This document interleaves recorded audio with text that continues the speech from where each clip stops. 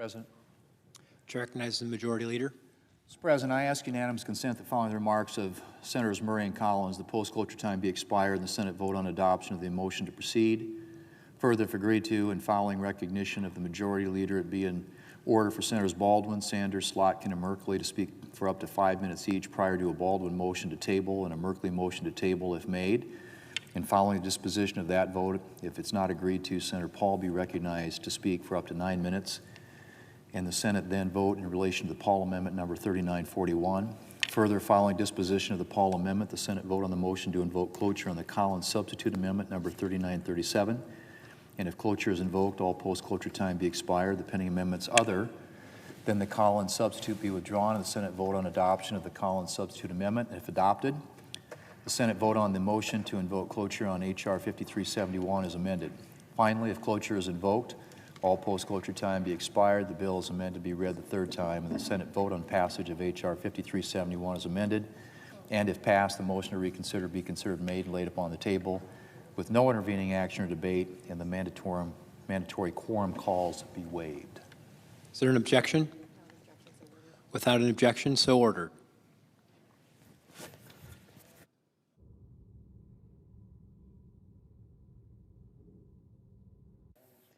Mr. President.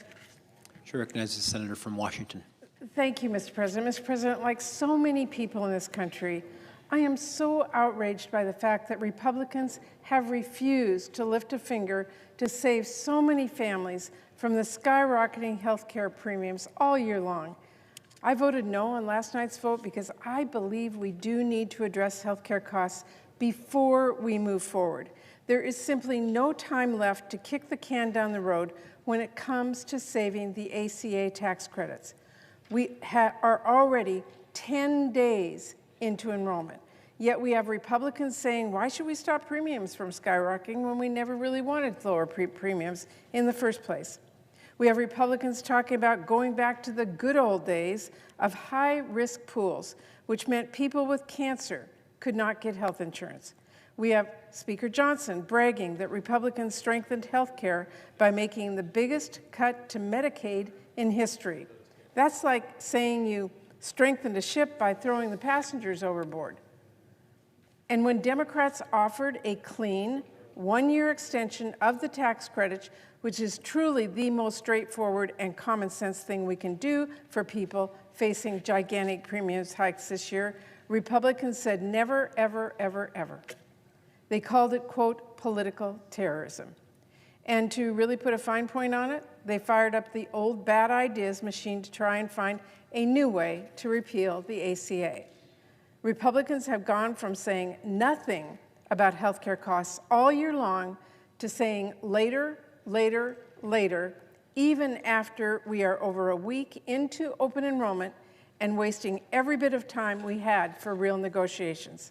Then, incredibly, Republicans started saying, let's scrap the Affordable Care Act altogether. Let's end protections for pre-existing conditions. By refusing to work with Democrats on a solution before open enrollment started, Republicans have already pushed millions of Americans off the health care cliff. The only question was and is, could we throw them a rope back up?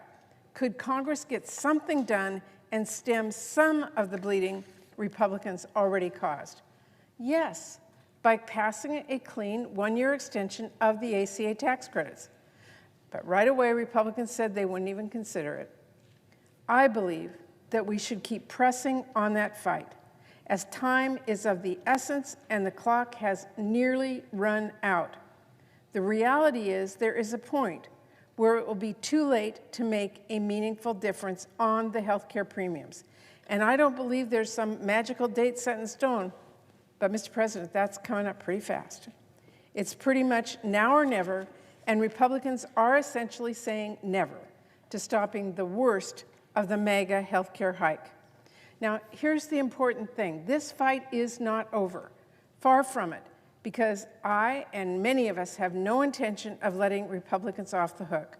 No one should doubt for a single second who is to blame for the skyrocketing health care costs, Republicans and Republicans alone.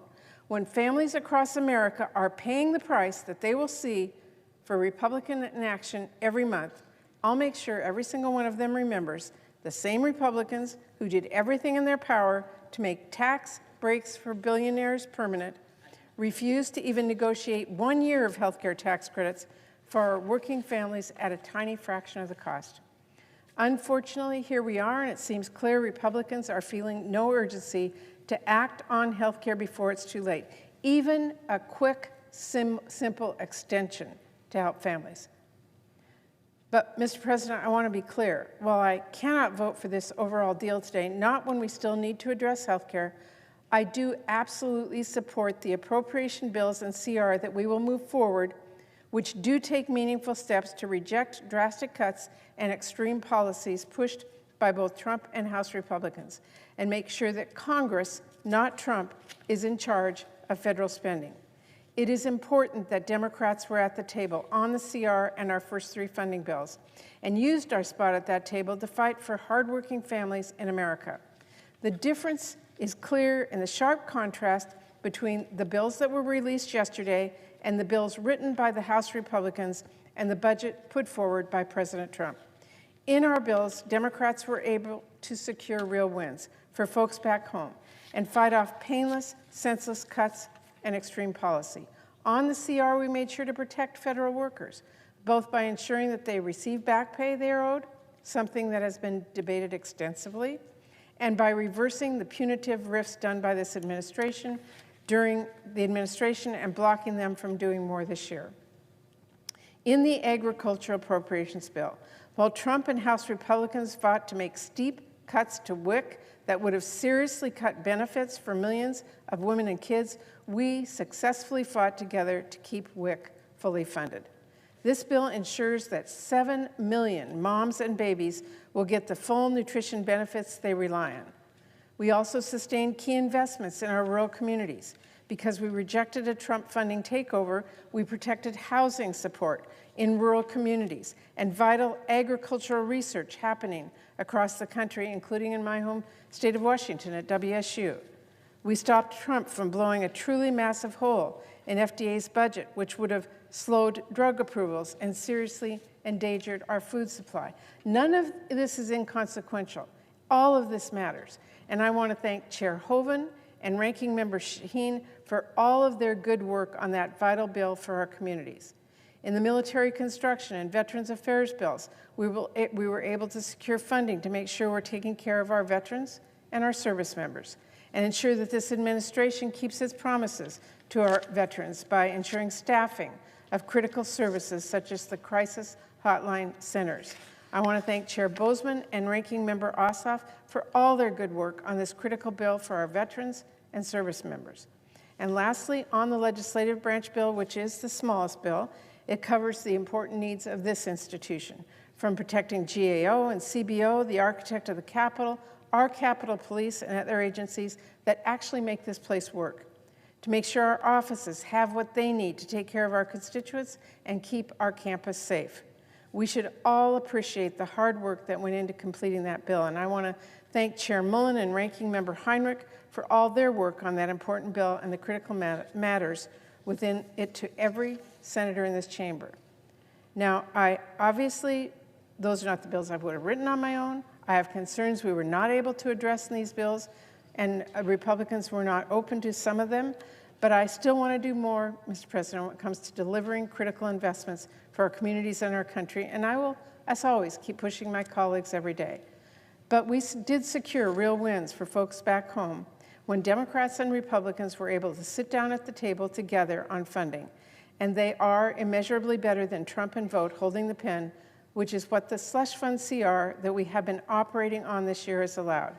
I'm proud of what we have been able to negotiate to protect key programs families and communities rely on, and protect our authority as lawmakers who are here to be a voice for our constituents. I want to emphasize that I really appreciate the work of my counterpart, the senior senator from Maine, Susan Collins, who's done incredible work on all these bills. I want to thank our subcommittee chairs and ranking members and all of our staff who worked hard to put these bills together. And I want to make clear, I deeply appreciate the partnership of my colleagues on the Senate Appropriations Committee who've all worked in good faith during these very difficult times and these very difficult negotiations. No matter what, these bills need to get done. And our staff put in late nights, and our chairs and ranking members held countless conversations to compromise and work towards solutions. I hope to continue building on that progress and showing what it does look like when we come together and put families before politics. I look forward to getting our next minibus up on the floor to move multiple needed bills along that we have marked up in the committee and get those to conference. And I hope we can be on that package as soon as possible. I look forward to working with the senator from Maine and working to get those final bills completed so they too can be conferenced with the House as soon as possible. And I want to thank all of our committee members and staffs for their incredible work on these critical bills. We have a lot of work ahead, and I know we can get there. Passing full-year funding bills to ensure that Congress, not Trump or Russ vote, decides how taxpayer dollars are spent. We should never turn the keys over to Trump and his cabinet secretaries, allowing them to make unilateral cuts and to shift funding around however they please. Every day, they prove in a new way how critical it is that Congress assert its authority and rein in their chaos, and I will continue to working to do that on the Appropriations Committee. But I also, Mr. President, need to continue fighting to stop the mega healthcare hike for as long as there is still time left on this clock to fix this. The reality is there is a point where it will be too late to make a meaningful difference. But until we reach that point of no return, we do have to fight tooth and nail to force Republicans to actually work with us on that issue. And because in this package, Republicans have yet to refuse to address the healthcare crisis families are facing right now, a crisis that gets work and harder to fix every single day, I will be voting no. Thank you, Mr. President. I yield the floor.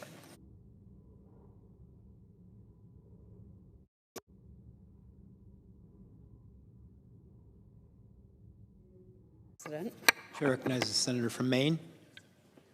Mr. President, this is the 41st day of an entirely unnecessary government shutdown, a shutdown that never should have occurred, a shutdown that has caused tremendous harm to the American people, to our national security, to our entire country, a shutdown that has resulted in federal employees being furloughed, laid off, or forced to work without compensation, a shutdown that is causing enormous uncertainty and stress for families that rely upon the SNAP program for the nutrition that they need, a shutdown that is causing families to wonder,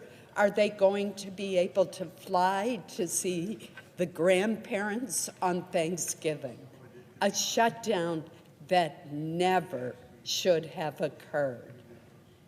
Mr. President, we finally have the ability tonight to end this shutdown. We have put forth the Appropriations Committee working in a bipartisan way with members on both sides of the aisle and in both chambers, a package of bills that includes a continuing resolution that will reopen government immediately once it is passed by this Senate, the House, and signed into law by the President.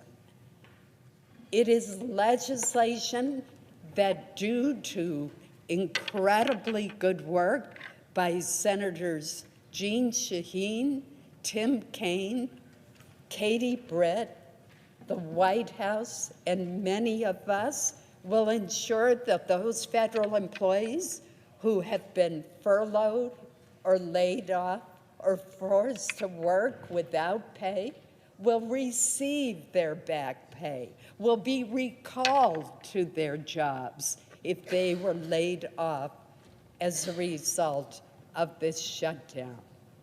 That will make a huge difference to these federal employees who have worked so hard to serve the people of our nation. This package of bills also includes three year-long appropriations bills that were passed by overwhelming margins, bipartisan margins, more than 80 votes in each case by the members of this Senate way back on August 1st. These bills are the agriculture bill, the agriculture FDA bill, which Senator Boozman chairs that subcommittee, and it includes funding for the SNAP program, for the Women's, Infants, and Children's Nutrition Program known as WIC, for our farmers, for rural development, for our rural communities throughout this country.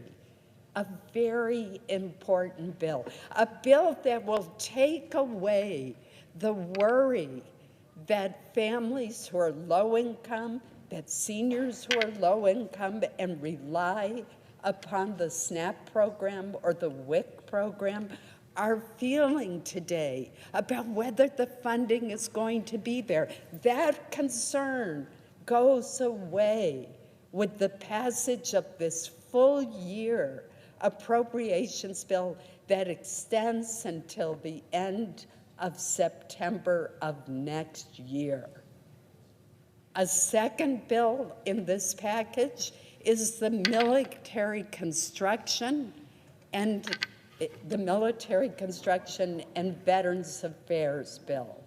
That subcommittee is chaired, I've actually mixed up the two subcommittees. Agriculture is chaired by Senator Hoeven, and the military construction VA bill is chaired by Senator Boozman. They are both extraordinary chairmen who work in a bipartisan manner with their ranking minority members and with their House counterparts. Think about it. Tomorrow is Veterans Day. Wouldn't it be wonderful if tonight the Senate passes the bill that provides year-long funding through the end of this fiscal year to September 30th of next year for our VA? What a way to tell our veterans how much we value their sacrifice and their service, a debt to them that we can never fully repay. That is so important to get that bill through. And military construction projects, what a difference that makes to our troops all over the world. There are two that matter a great deal to me in the state of Maine. One that will help the Portsmouth Naval Shipyard, which I worked with my fellow senator from Maine and our two senators from New Hampshire, and one that will benefit the Air National Guard base in Bangor, Maine, where I live. I am so proud of that base. It does more refuelings than any base on the East Coast during wartime, and it is extraordinarily skillful and filled with patriots. They will be taken care of, Mr. President. And the third bill is the legislative branch bill. That bill answers concerns that a lot of our members have about security in this increasingly polarized and difficult environment in which we live. But that's not all, Mr. President. And I want to correct any misimpression that has been given by some who have spoken today on the other side of the aisle. The Senate Majority Leader has given a public commitment that he will bring to the Senate floor bills that extend the Affordable Care Act, which unfortunately has turned out to be anything but affordable, but it will extend the premium tax credits that allow our lower income and middle income families to afford their much needed health insurance. In many cases, these are individuals who are self-employed, so they do not get health insurance through the workplace, or they're the employees of small businesses that are unable to provide health insurance, particularly in this time when we're seeing skyrocketing premiums. So as I've said from the beginning, I support an extension of the ACA tax credits, but they need reform. It is wrong that wealthy families qualify for taxpayers subsidized tax credits for their health insurance when they can afford their own health insurance. That was a change in Obamacare that was made during COVID. We should take a look at what the original income cap was under the Affordable Care Act. It was 400% of the poverty level. Now, we can decide what it should be, but surely we ought to be able to agree in a bipartisan way that there should be some cap on income so that very wealthy individuals are not able to receive taxpayer-funded tax credits. Let's limit that to those who are in middle income and lower income families. So there are other great ideas that have been raised by our colleagues on how we can reform the ACA to make health insurance more affordable. And I know that the chairs of both the Health Committee, Senator Cassidy, who is a medical doctor, as well as Chairman Mike Crapo from the Finance Committee, have promised to have hearings to take a hard look at this, and we have the commitment of the Majority Leader to bring these bills to the floor. So it's just not true that we're ignoring this issue. We do need to act by the end of the year, and that is exactly what the Majority Leader has promised.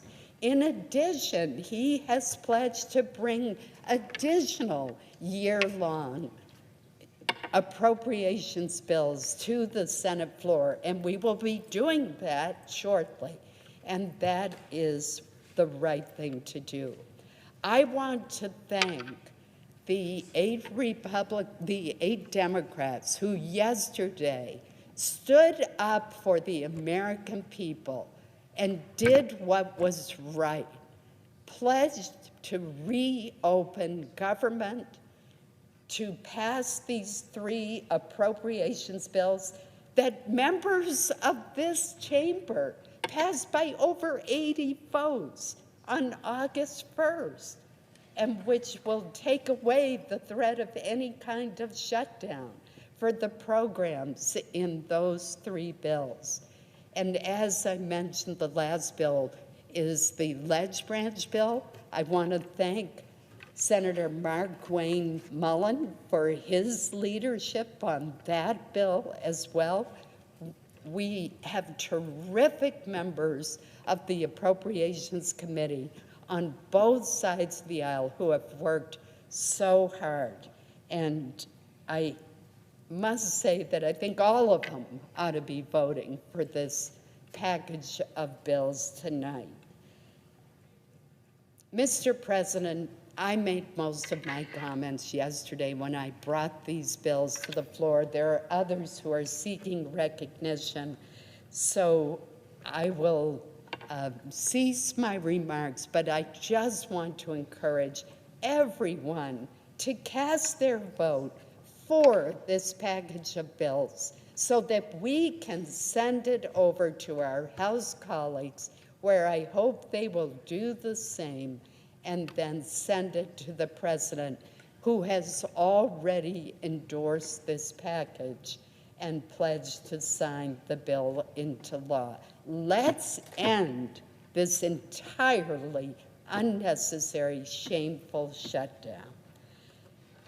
Mr. President, I ask unanimous consent that there be 2 minutes of debate equally divided prior to each roll call in relation to calendar number 168, H.R. 5371. Without objection.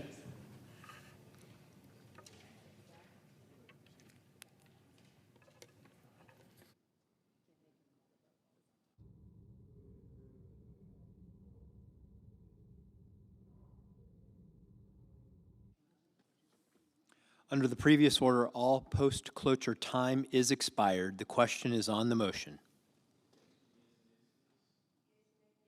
President, I request the yeas and the nays. Is there a sufficient second? There appears to be. Clerk will call the roll. Ms. Alsobrooks, Ms. Baldwin,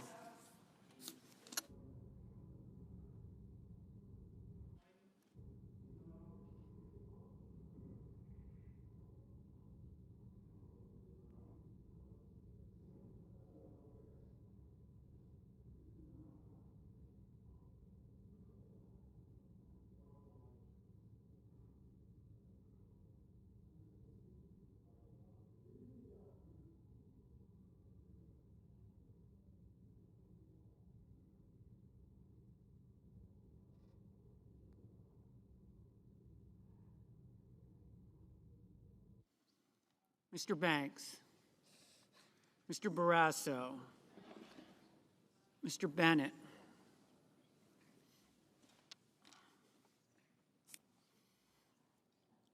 Mrs. Blackburn, Mr. Blumenthal, Ms. Blunt Rochester, Mr. Booker,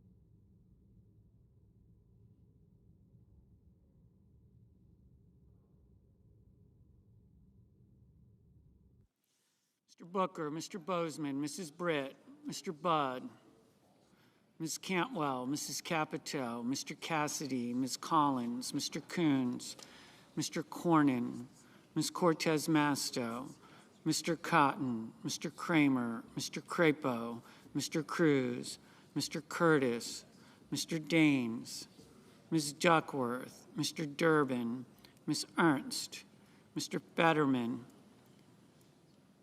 Mrs. Fisher, Mr. Gallego, Mrs. Gillibrand, Mr. Graham, Mr. Grassley, Mr. Haggerty, Ms. Hassan, Mr. Hawley,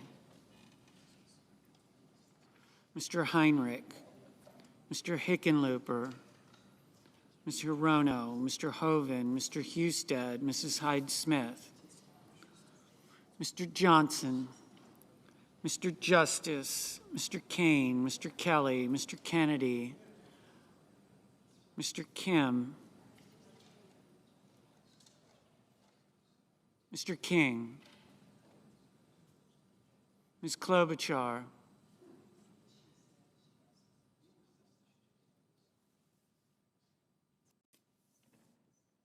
Mr. Langford, Mr. Lee,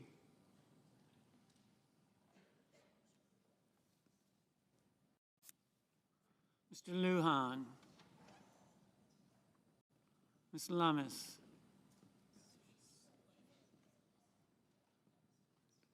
Mr. Markey.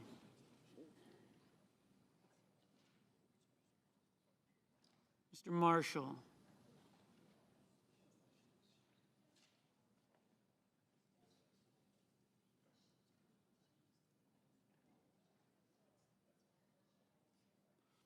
Mr. McConnell. Mr. McCormick. Mr. Merkley. Mrs. Moody.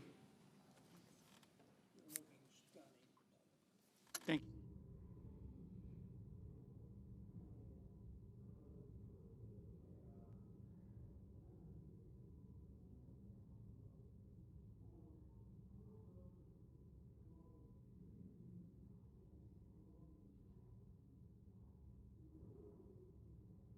Mr. Moran. Mr. Moreno. Mr. Mullen. Ms. Murkowski.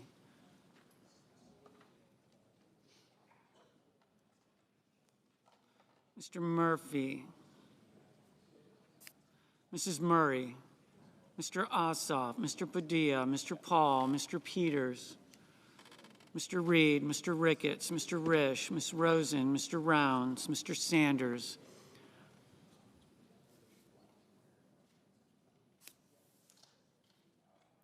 Mr. Schatz.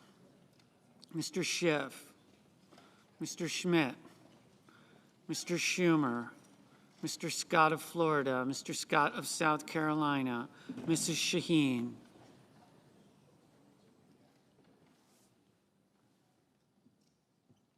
Mr. Sheehy. Ms. Slotkin. Ms. Smith. Mr. Sullivan. Mr. Thune. Mr. Tillis. Mr. Tuberville. Mr. Van Hollen. Mr. Warner, Mr. Warnock, Ms. Warren, Mr. Welch, Mr. Whitehouse, Mr. Wicker, Mr. Wyden, Mr. Young.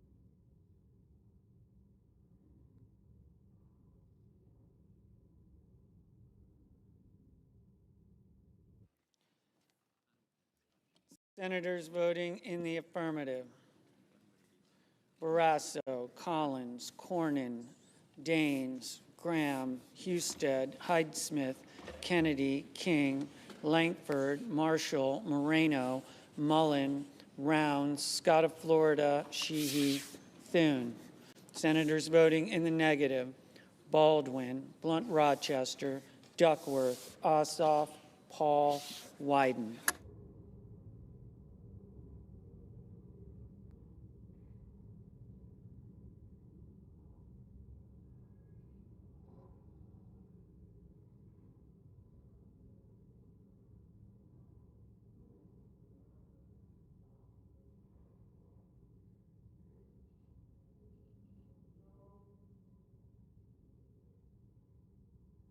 Mr. Schatz, no. Mrs. Fisher, aye. Mr. Cruz, aye.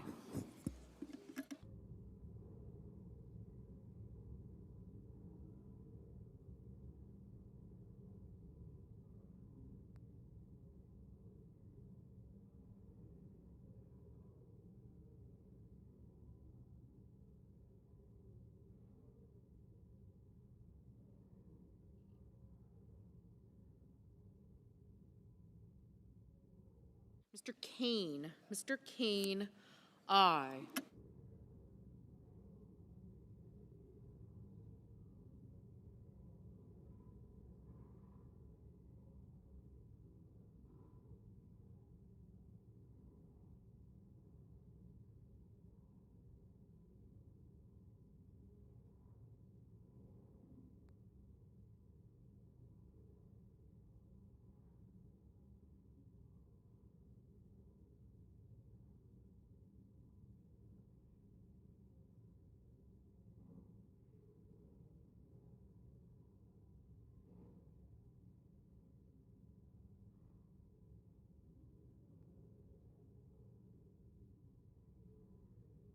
Ms.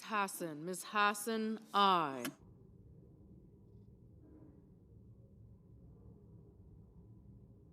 Mr. Tuberville, aye.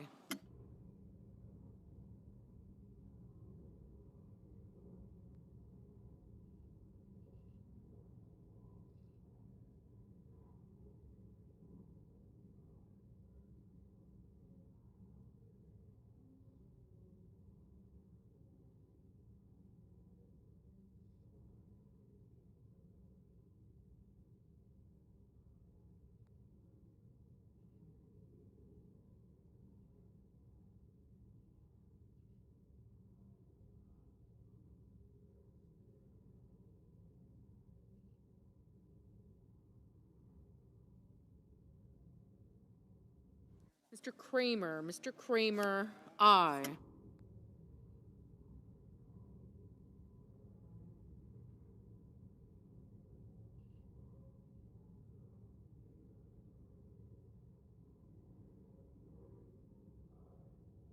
Mr. Scott of South Carolina, aye. Mr. Tillis, aye.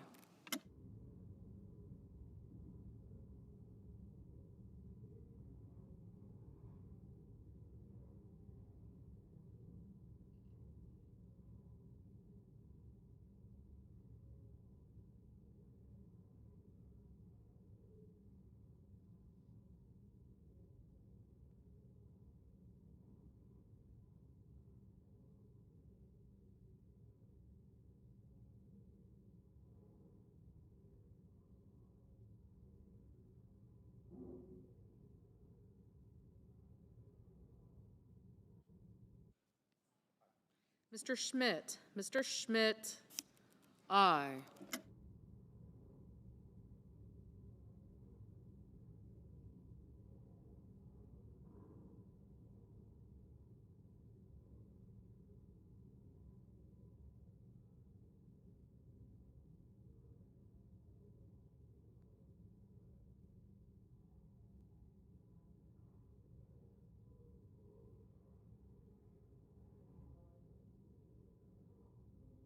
Mr. Gallego, no.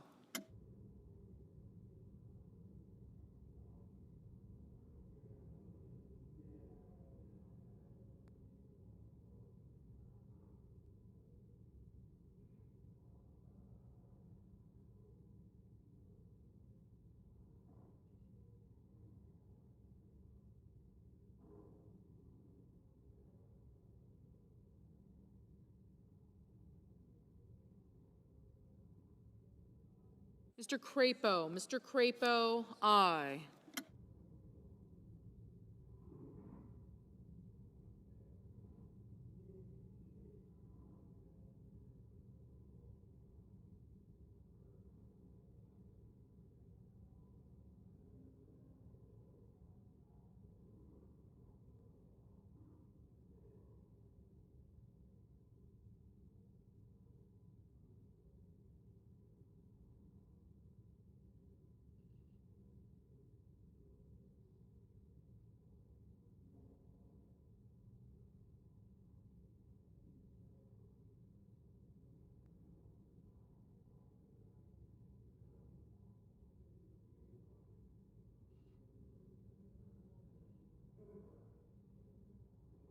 Mr. Padilla, no.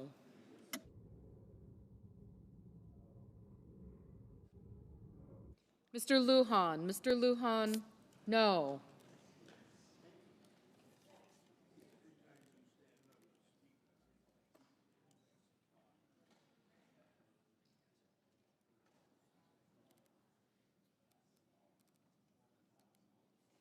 Mrs. Capito, aye.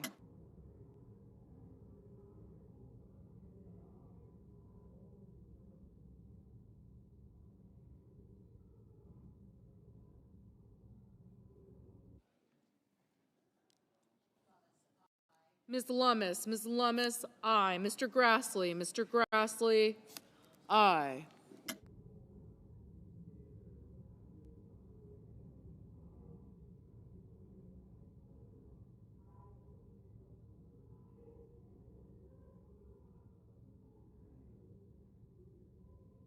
Mr. Durbin, Mr. Durbin, aye.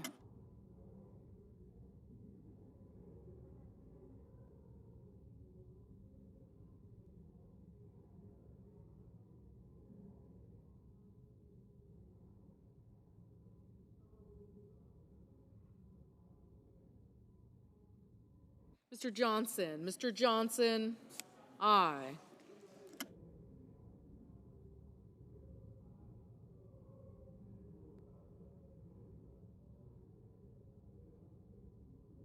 Ms. Ernst, aye.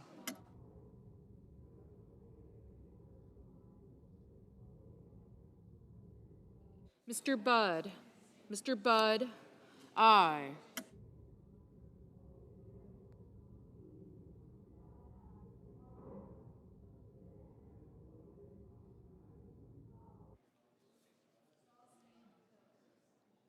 Mr. McConnell, aye.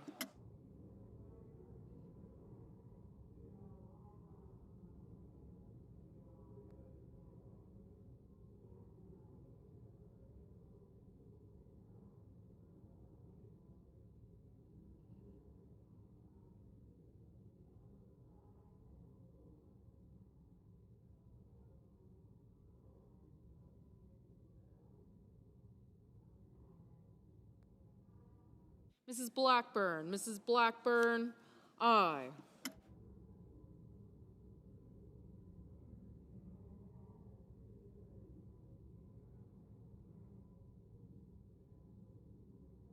Mr. Young, aye. Mr. Kim, no.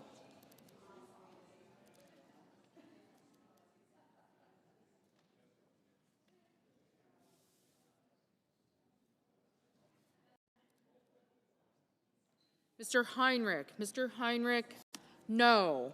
Mr. Reed, no.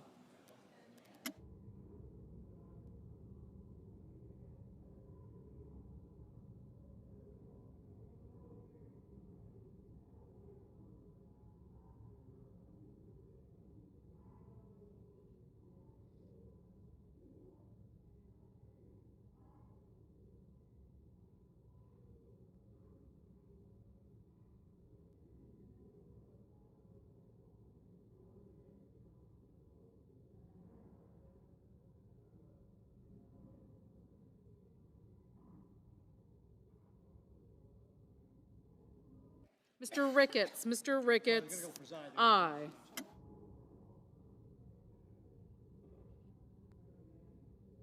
Mr. McCormick, aye.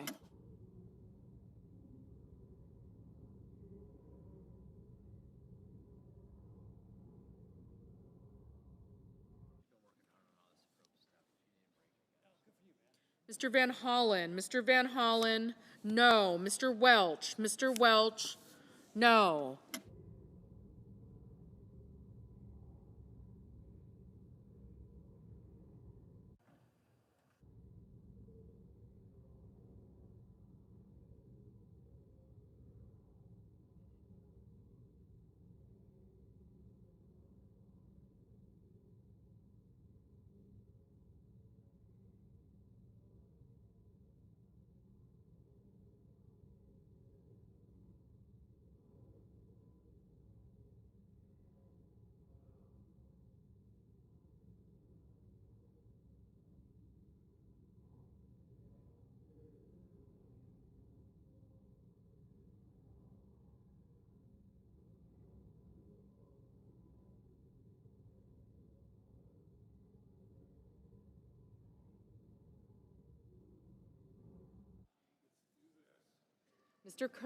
Mr. Curtis, aye.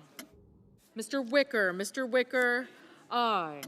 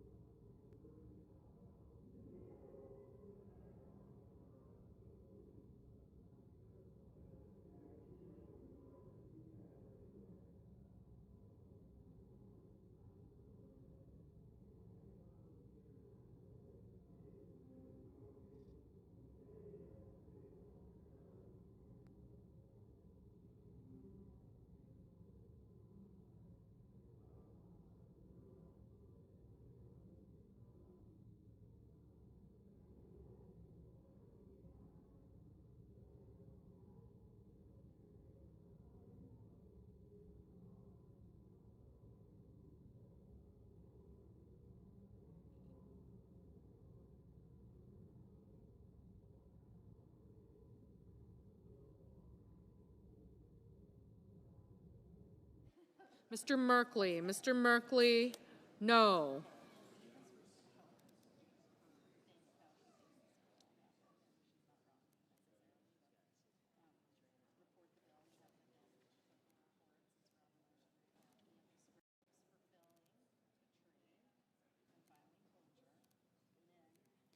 Mr. Peters. Mr. Peters, no. Ms. Warren. Ms. Warren, no. Mr. Hoven. Mr. Hoven, aye.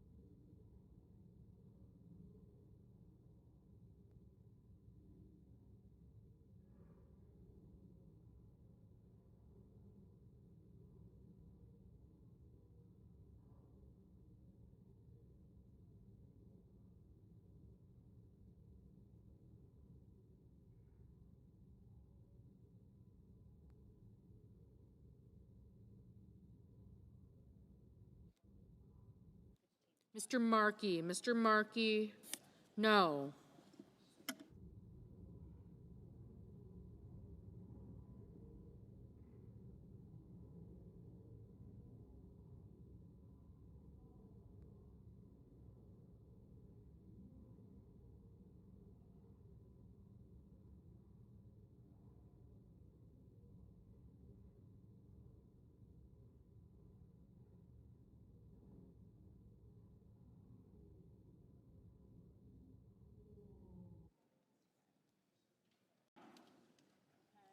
Ms. Hirono. Ms. Hirono, no.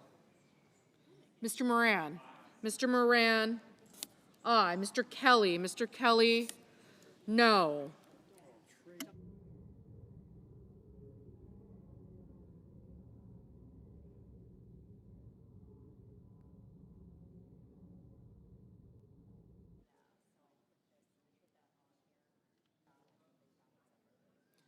Mr. Whitehouse. Mr. Whitehouse, no.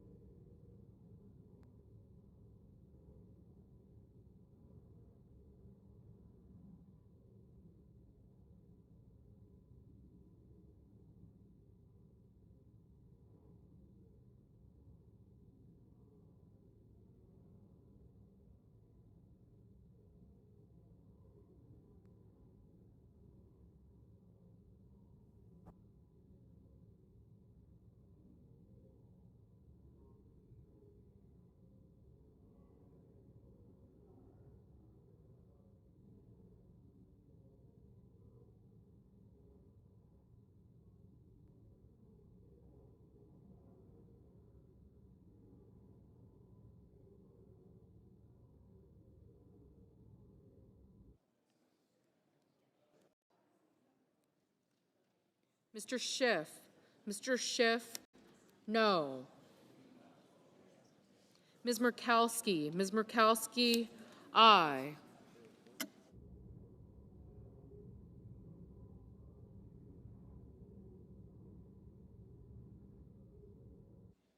Mr. Fetterman. Mr. Fetterman, aye.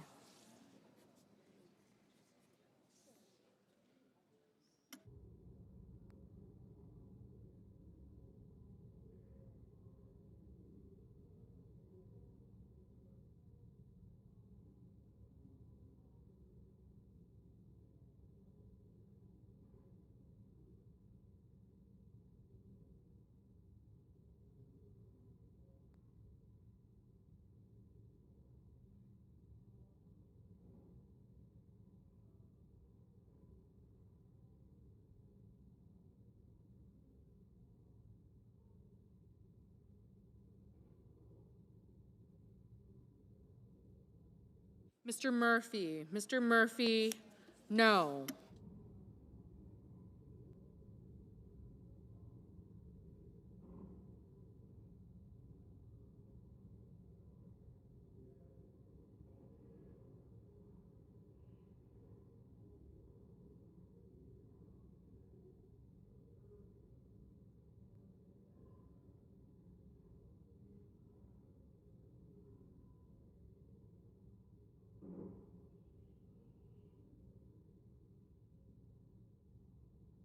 Mrs. Murray. Mrs. Murray, no.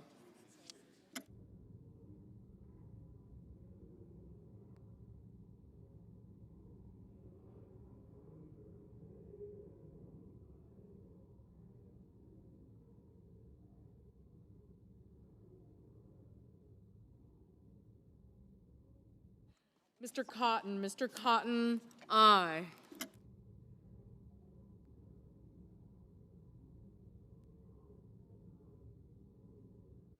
Mr. Bozeman. Mr. Bozeman, aye.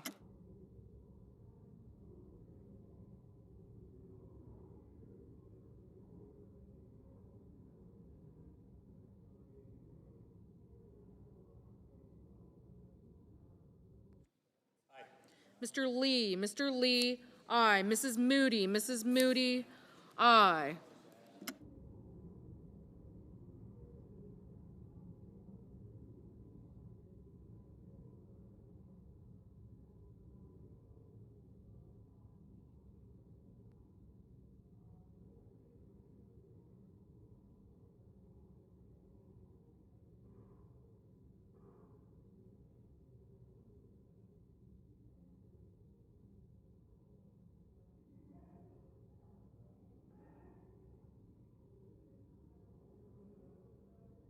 Mr. Banks. Mr. Banks, aye.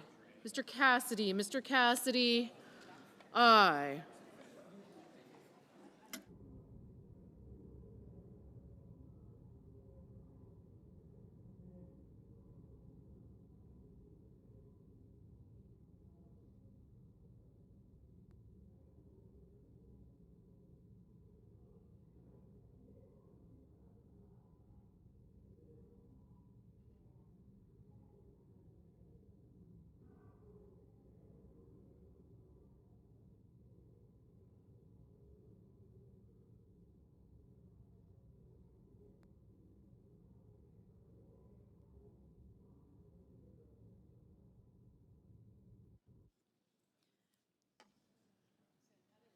Ms. Smith. Ms. Smith, no.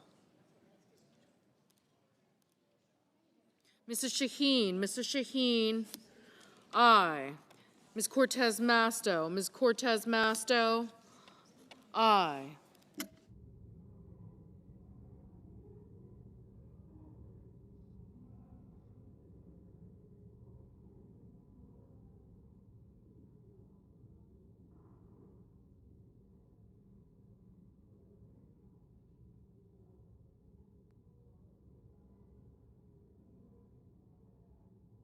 Mr. Hawley. Mr. Hawley, aye.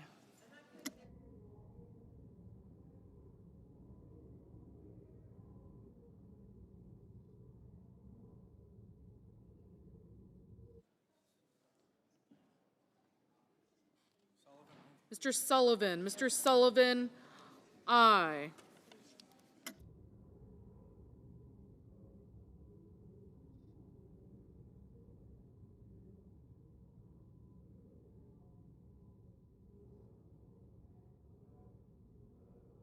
Mr. Bennett. Mr. Bennett, no.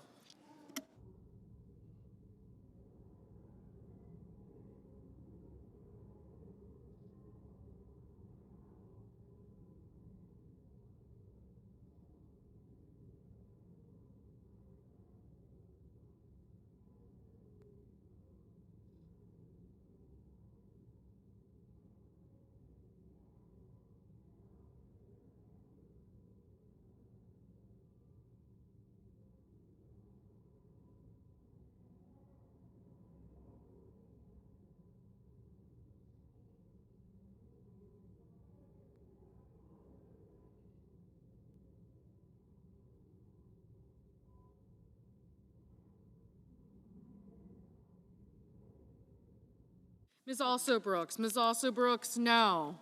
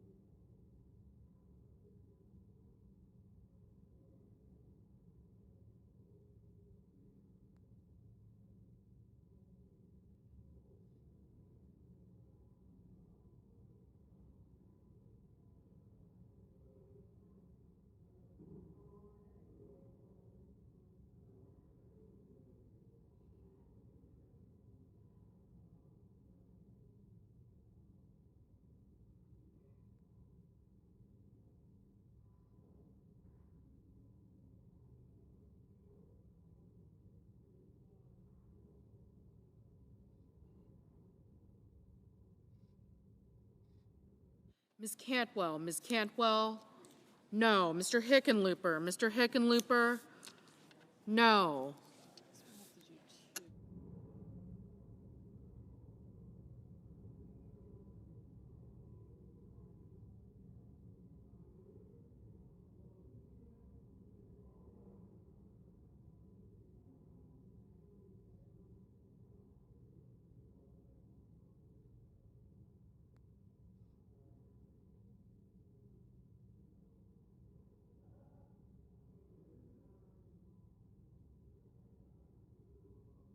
Mr. Booker, no.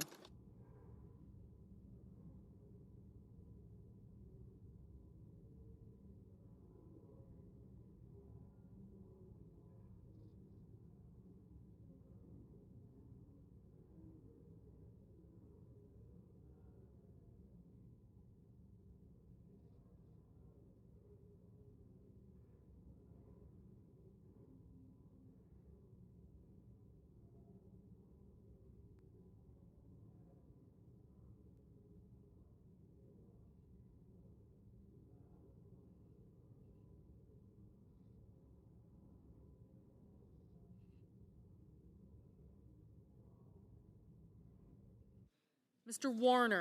Warner, no.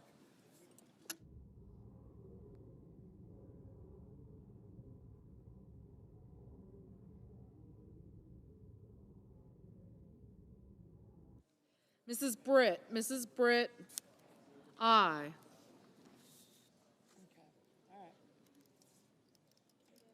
Ms. Slotkin, no.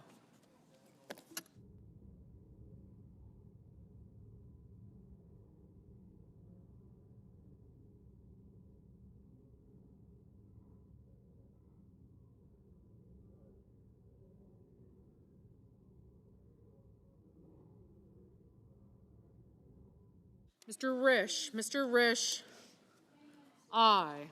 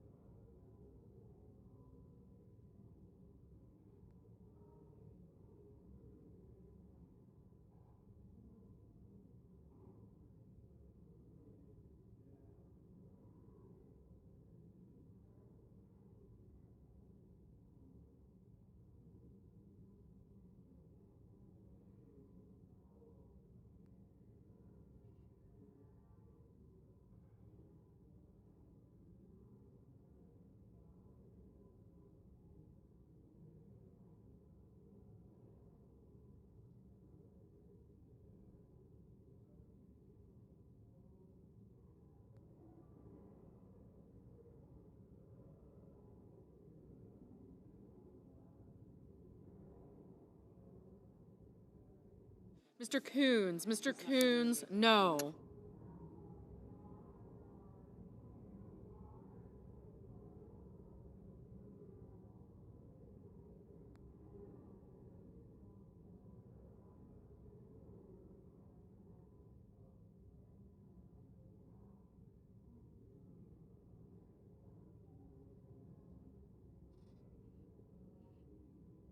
Mr. Justice, Mr. Justice, aye.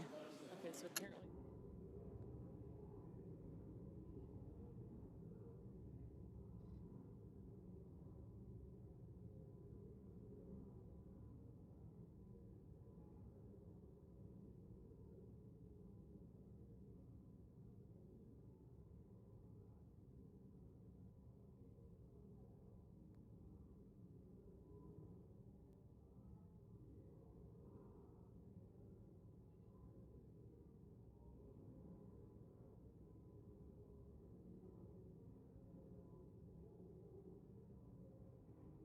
Ms. Klobuchar, no.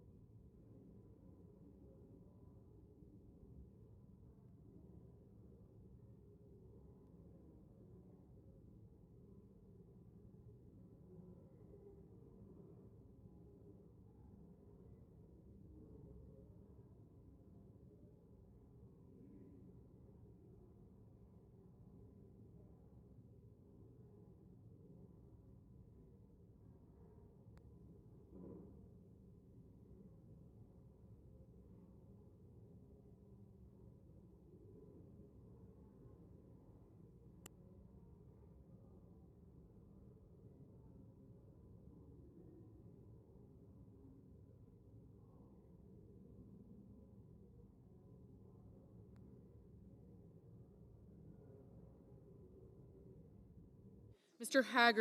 Haggerty, aye.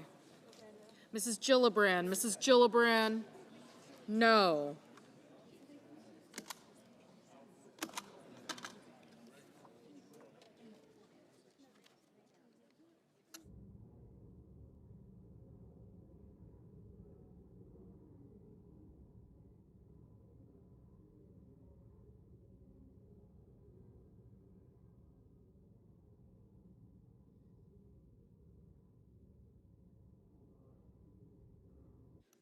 Ms. Rosen, aye.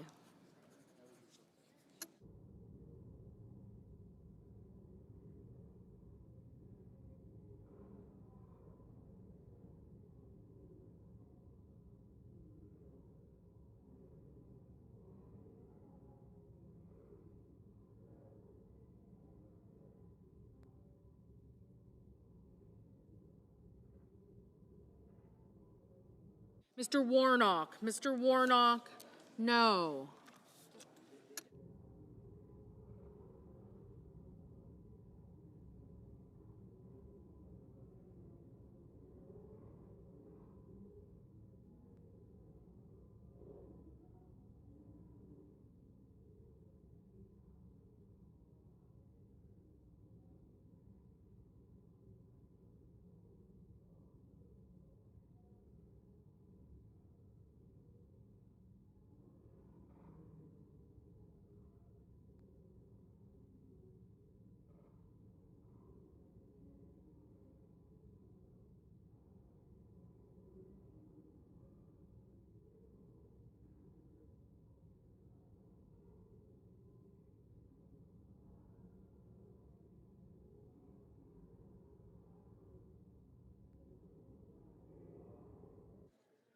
Mr. Blumenthal, no.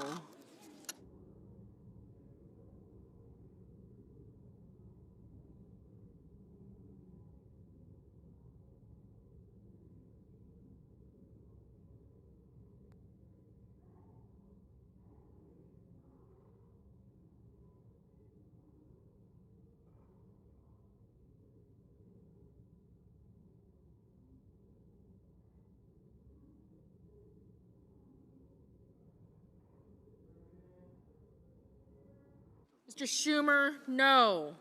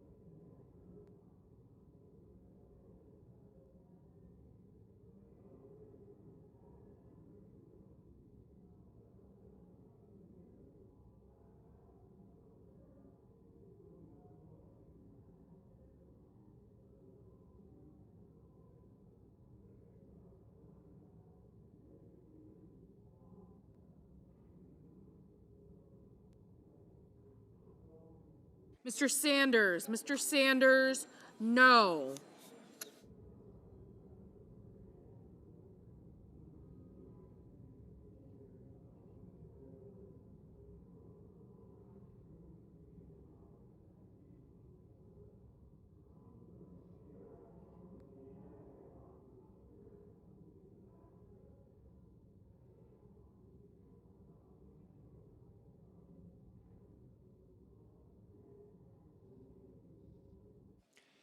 On this vote, the ayes are 60, the nays are 40, and the motion is agreed to. The clerk will report the bill. Calendar number 168, H.R. 5371, an act making continuing appropriations and extensions for fiscal year 2026 and for other purposes. Mr. President, I call up Jordan. substitute amendment number 3937. Clerk will report. Senator from South Dakota, Mr. Thune, for Ms. Collins, proposes an amendment number 3937 to H.R. 5371. President, I ask the reading be dispensed with, Without objection, and I send a cloture motion to the desk. clerk will report. Cloture motion. We, the undersigned senators, in accordance with the provisions of Rule 22 of the Standing Rules of the Senate, do hereby move to bring to a close debate on substitute amendment number 3937 to calendar number 168, H.R. 5371, an act making continuing appropriations and extensions for fiscal year 2026 and for other purposes, signed by 17 senators as follows. President, I ask consent the reading the nays be waived, Without objection, and I ask for the yeas and nays on the amendment. is there a sufficient second? There appears to be. The yeas and nays are ordered. Mr. President, I call up amendment number 3941 from Senator Paul. Clerk will report. The Senator from South Dakota, Mr. Thune, for Mr. Paul, proposes an amendment number 3941 to amendment number 3937. President, I ask that the reading be dispensed with, Without objection, and I ask for the yeas and nays on the amendment. is there a sufficient second? There appears to be. The yeas and nays are ordered. Mr. President, I have a second-degree amendment at the desk. Clerk will report. The Senator from South Dakota, Mr. Thune, proposes an amendment number 3942 to amendment number 3941. Mr. President, I ask the reading be dispensed with, Without objection, and I have an amendment to the text of the underlying bill. the clerk will report. The Senator from South Dakota, Mr. Thune, proposes an amendment number 3943 to the language proposed to be stricken by amendment number 3937. Mr. President, I ask the reading be dispensed with, Without objection, and I ask for the yeas and nays on my amendment. is there a sufficient second? There appears to be. The yeas and nays are ordered. Mr. President, I have a second-degree amendment at the desk. The clerk will report. The Senator from South Dakota, Mr. Thune, proposes an amendment number 3944 to amendment number 3943. Mr. President, I move to commit the bill to the Committee on Appropriations with instructions. The clerk will report. The Senator from South Dakota, Mr. Thune, moves to commit the bill H.R. 5371 to the Committee on Appropriations to report back forthwith instructions. Mr. President, I Number ask the reading be 3945. dispensed with, Without objection, and I ask for the yeas and nays on the motion to commit with instructions. is there a sufficient second? There appears to be. The yeas and nays are ordered. Mr. President, I have an amendment to the instructions. Clerk will report. Senator from South Dakota, Mr. Thune, proposes an amendment number 3946 to the instructions of the motion to commit, amendment number 3945. Mr. President, I ask consent the reading be waived, Without objection, and I ask for the yeas and nays on my amendment. is there a sufficient second? There appears to be. The yeas and nays are ordered. Mr. President, I have a second-degree amendment at the desk. The clerk will report. The senator from South Dakota, Mr. Thune, proposes an amendment numbered 3947 to amendment numbered 3946. Mr. President, I ask consent the reading be waived, Without objection. and I send a cloture motion to the desk with respect to calendar number 168, H.R. 5371. The clerk will report. Cloture motion, we, the undersigned senators, in accordance with the provisions of Rule 22 of the Standing Rules of the Senate, do hereby move to bring to a close debate on calendar number 168, H.R. 5371, an act making continuing appropriations and extensions for fiscal year 2026 and for other purposes as amended, signed by 17 senators as follows. President, I ask consent the reading of the nays be waived. Without objection.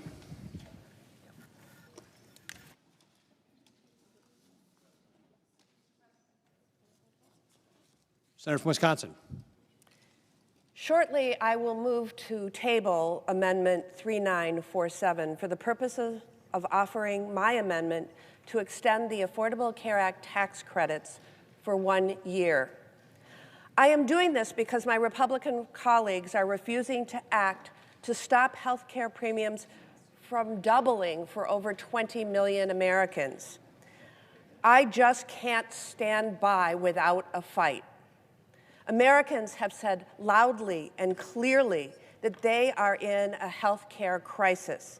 That's not up for negotiation, but it didn't have to be this way.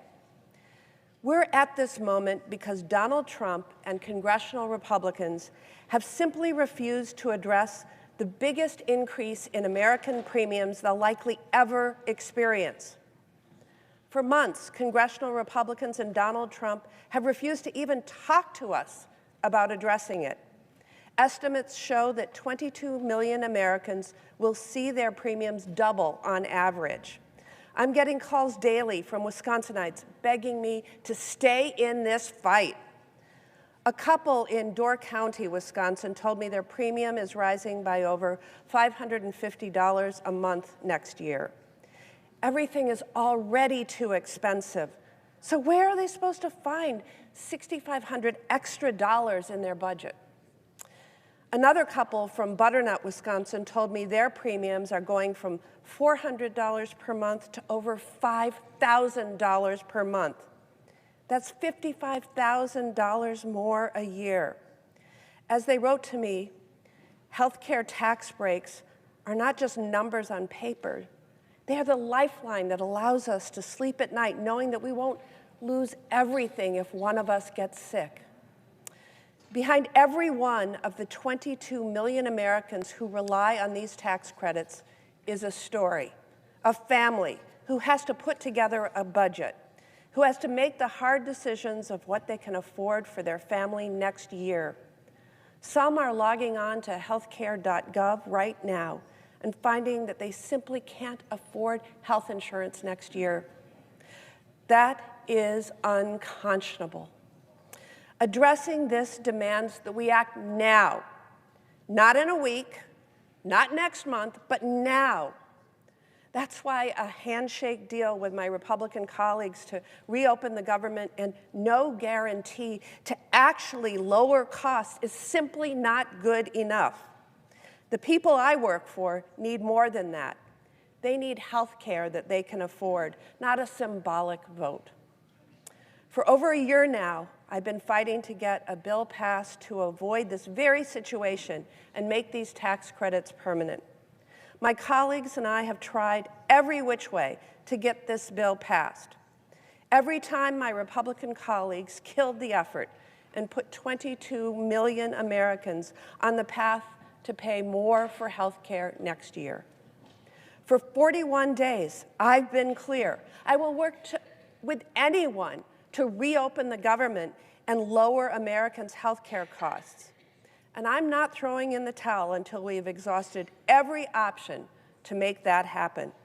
And that's why I've offered an amendment to extend tax breaks for Americans who buy their insurance through the Affordable Care Act for 1 year. My amendment is as straightforward as it gets. It would extend current law for 1 year, stop costs from skyrocketing for our constituents, and give us time to negotiate on health care costs without leaving 22 million Americans in the lurch. Is this everything I think we should do? No. We should make health care more affordable for everyone forever. But I am willing to compromise to avoid catastrophe for the families I work for.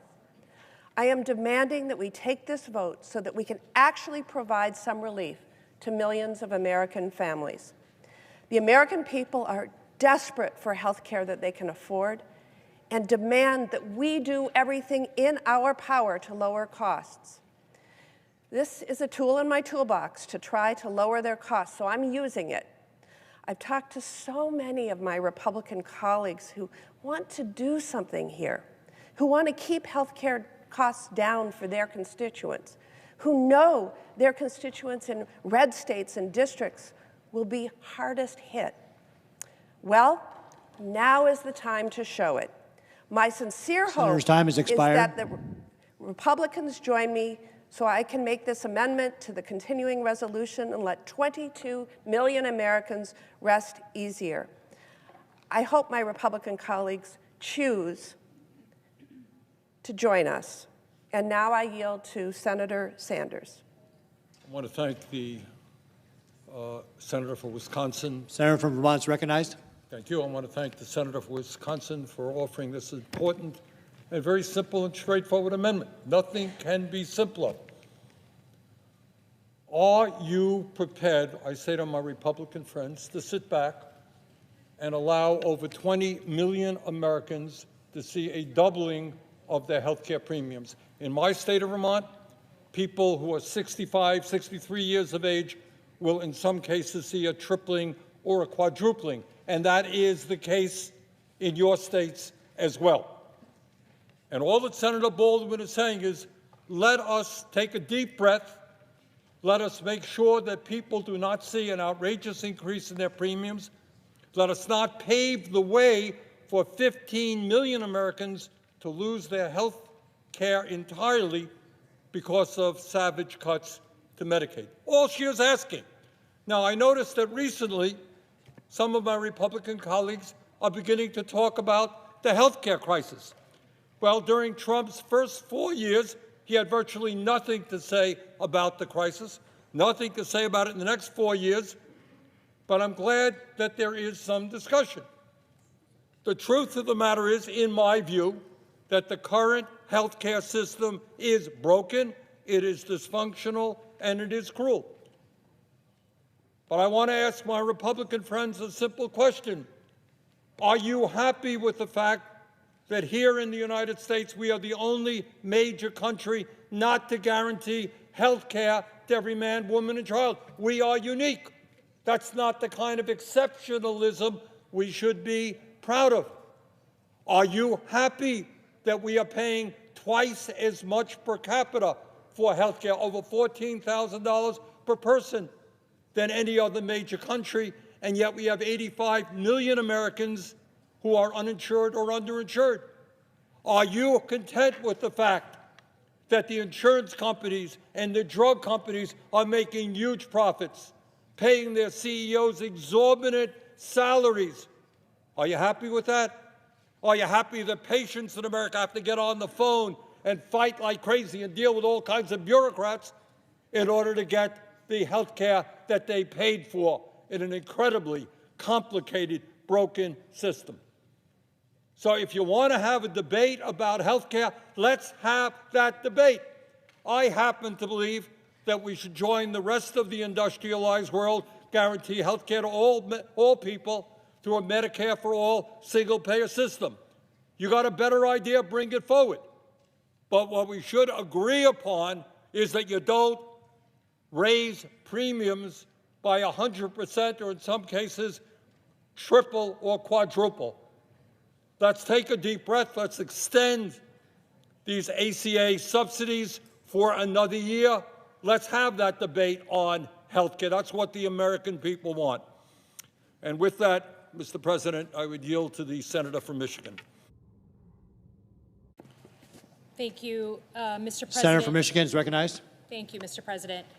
Rise today in support of Ms. Baldwin's amendment on a clean one-year extension of the healthcare.gov credits Since July, I'd been really clear, if you want me to vote on a deal, it's got to do something to bring down the cost of health care because of the health care crisis that Republicans in this chamber precipitated back in July.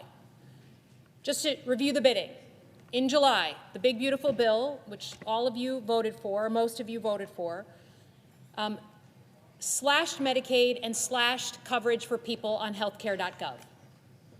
Now, all our hospitals, all our healthcare systems, all our nursing homes, everybody accepted that and started to plan. In response to that, the hospitals said, well, look, people are still going to come. They're still going to get in car accidents. They're still going to have heart attacks. They're just not going to be covered by health insurance. So we're going to have to charge the people with insurance even more money.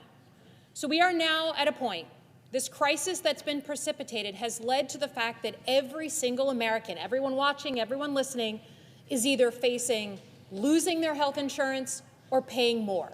And that includes people on private employer-provided insurance. When we take a step back and we look at all the people that are going to fall off health care, all the healthy young people who are not going to pay for health care anymore, it looks like across at least my state, every single person is looking at their prices doubling. Not just the people who are affected by the big, beautiful bill, but the bill payers, the people on private health insurance. Now, no one in this room would say that we are paying too little for health care right now. And I don't always agree with Senator Sanders, but I can say there is no more broken system in America than health care right now. It needs full rebuilding. We may disagree on some of the ways to do it, but the Republicans have offered zero plan, zero ideas. Hell, Marjorie Taylor Greene is talking about how Republicans don't have a plan. Never thought I'd be agreeing with her.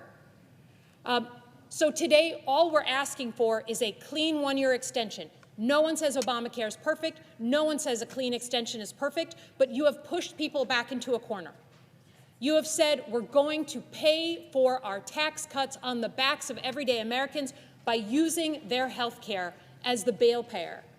So can we do a one-year extension, please, so that we can have some kind of conversation, a real conversation, that the American people expect people of our stature to be having? Can we have that conversation over the next year, but not, in some cases, have people's health insurance go up by 600%? That is what you have precipitated.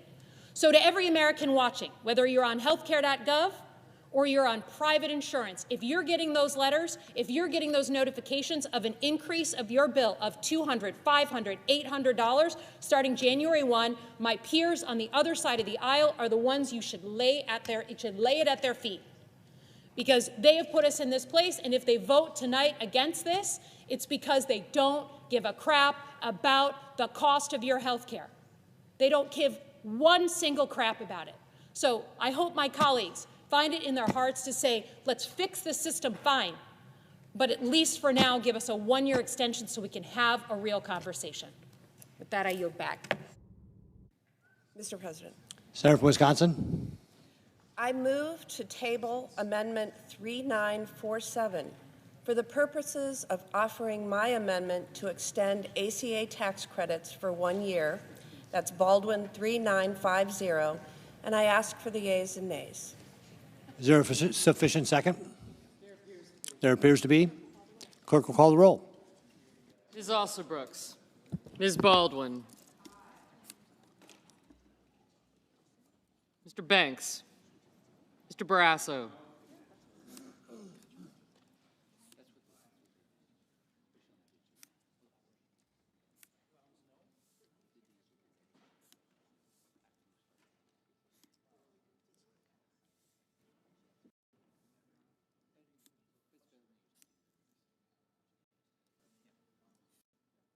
Mr. Bennett.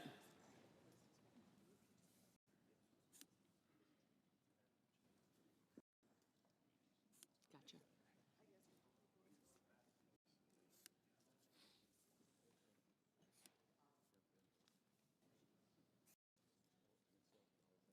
Mrs. Blackburn, Mr. Blumenthal. Ms. Rochester.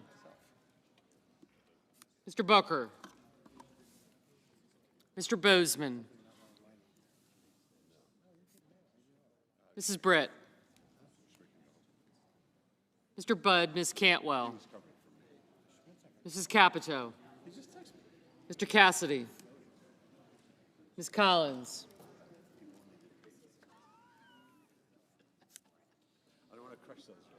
Mr. Coons,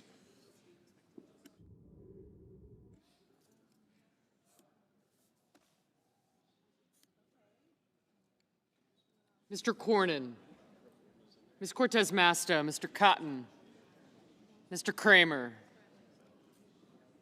Mr. Crapo, Mr. Cruz, Mr. Curtis, Mr. Daines,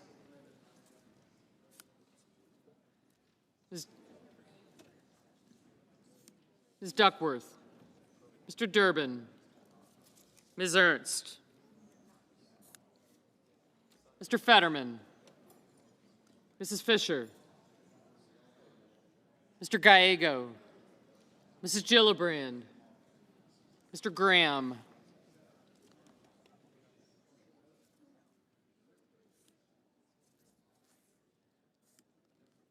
Mr. Grassley, Mr. Haggerty, Ms. Hassan,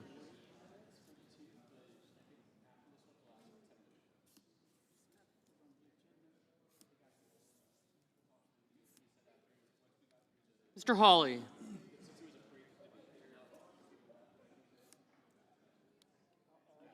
Mr. Heinrich, Mr. Hickenlooper, Ms. Hirono, Mr. Hoven, Mr. Husted, Mrs. Hyde-Smith,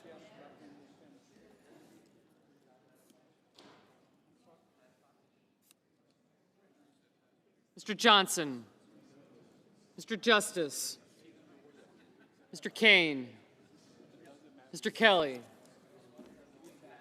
Mr. Kennedy. Yes, you did.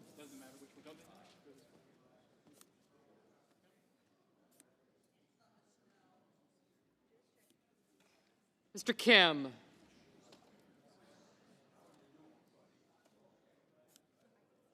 Mr. King, Ms. Klobuchar, Mr. Lankford, Mr. Lee, Mr. Lujan, Ms. Lummis, Mr. Markey, Mr. Marshall, Mr. McConnell, Mr. McCormick, Mr. Merkley, Mrs. Moody, Mr. Moran, Mr. Marino, Mr. Mullen,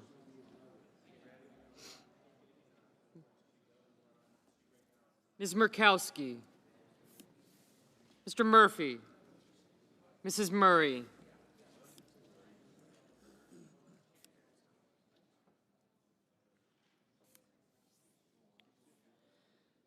Mr. Ossoff, Mr. Padilla, Mr. Paul, Mr. Peters, Mr. Reed, Mr. Ricketts, Mr. Risch, Ms. Rosen, Mr. Rounds, Mr. Sanders, Mr. Schatz, Mr. Schiff, Mr. Schmidt, Mr. Schumer, Mr. Scott of Florida, Mr. Scott of South Carolina, Mrs. Shaheen,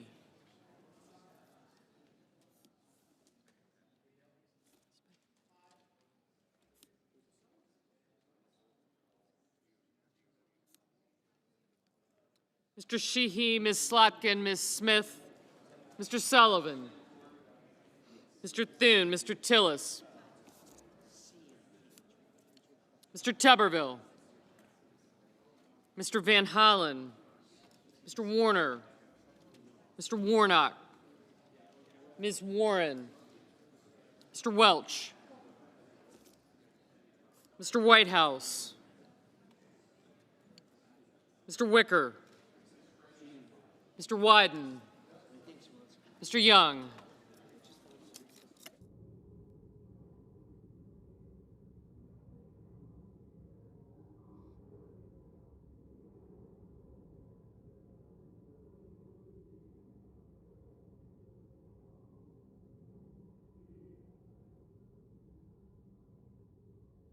Senators voting in the affirmative: Baldwin, Bennett, Blunt Rochester, Cantwell, Coons, Cortez Masto, Durbin, Gillibrand, Hassan, Hirono, King, Merkley, Murphy, Murray, Reed, Sanders, Schatz, Shaheen, Slotkin, Smith, and Welch. Mr. Blumenthal, aye. Mr. Ossoff, aye.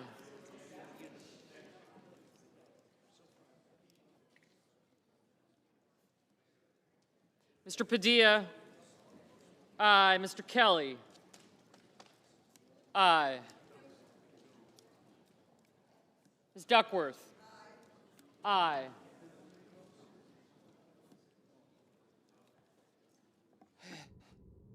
Senators voting in the negative: Banks, Barrasso, Blackburn, Bozeman, Britt, Budd, Capito, Cornyn, Cotton, Kramer, Crapo, Cruz, Graham, Grassley, Haggerty, Husted.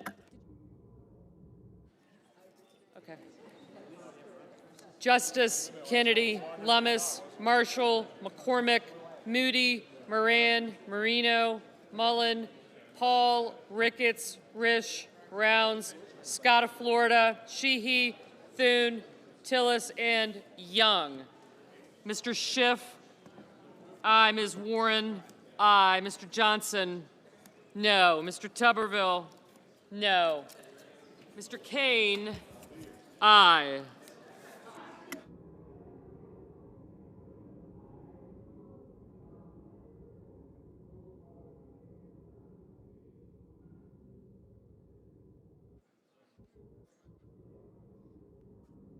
Ms. Alsobrooks, aye.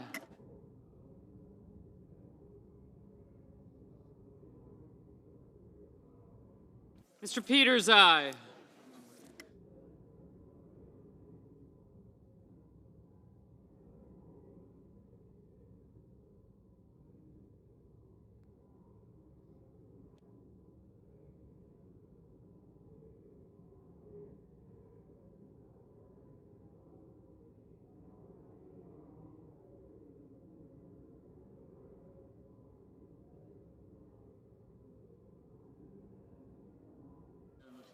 Ms. Ernst, no.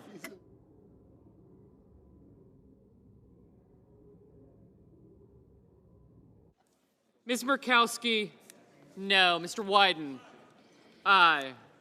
Mr. Schmidt, no.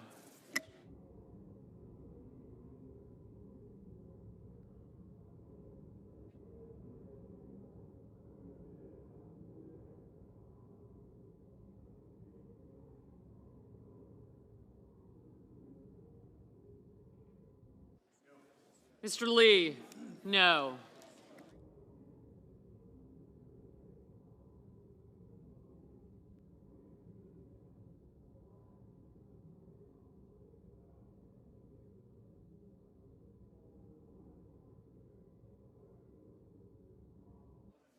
Mr. Sullivan, no.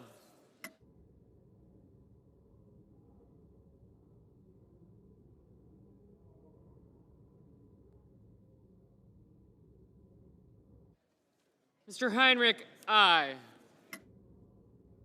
Mr. Hickenlooper, aye.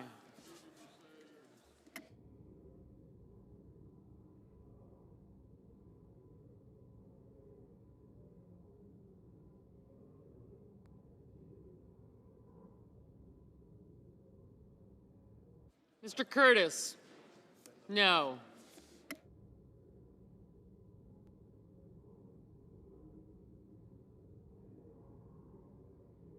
Mr. Kim, aye. Mr. Daines, no.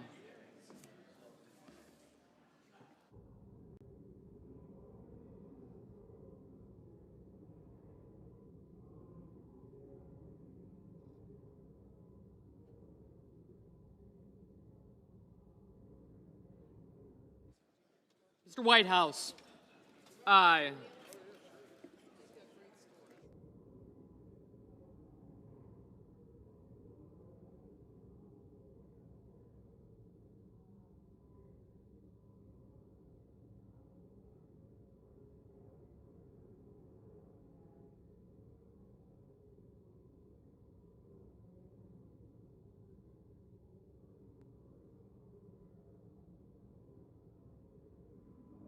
Mr. Fetterman, aye. Mr. Warner, aye. Mr. Wicker, no. Ms. Collins, no. Mrs. Fisher, no.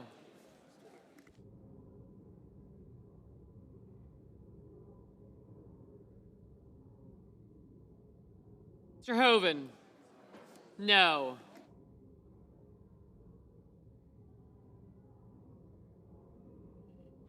Ms. Klobuchar, aye.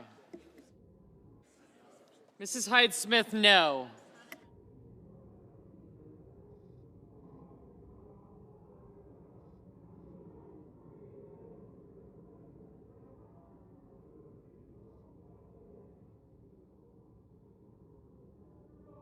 Mr. Booker, aye. Mr. Cassidy, no.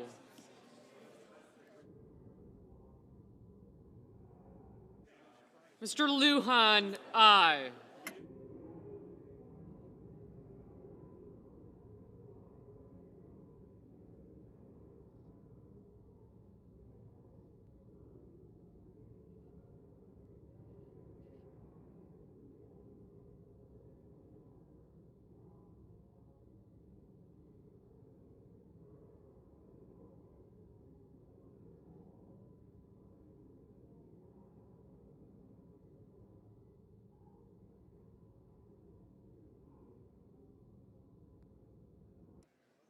Mr. Langford, no.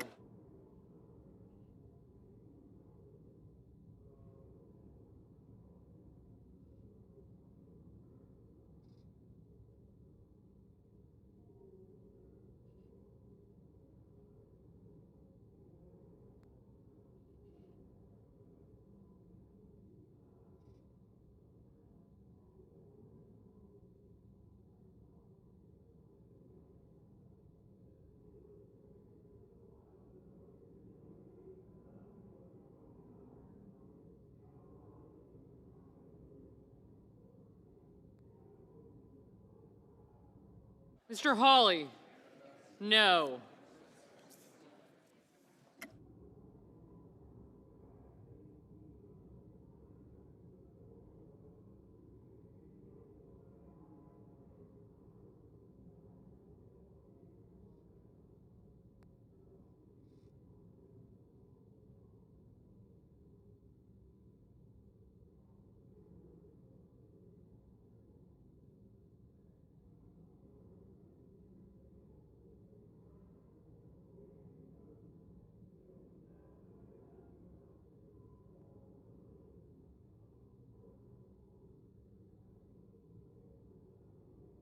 Mr. Gallego, aye. Happy birthday.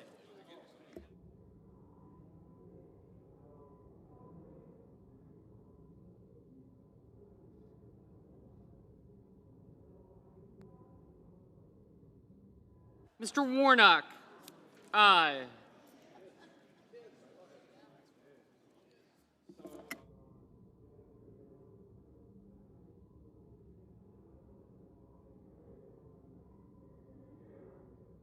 Mr. Schumer, aye.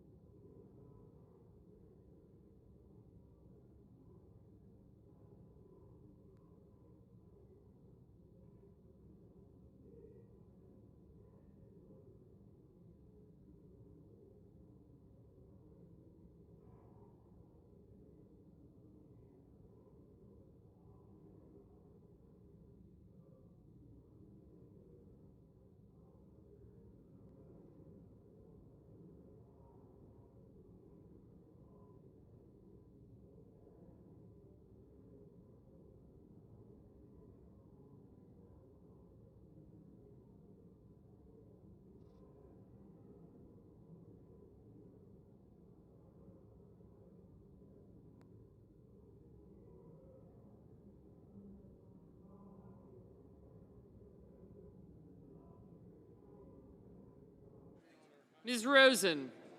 Aye.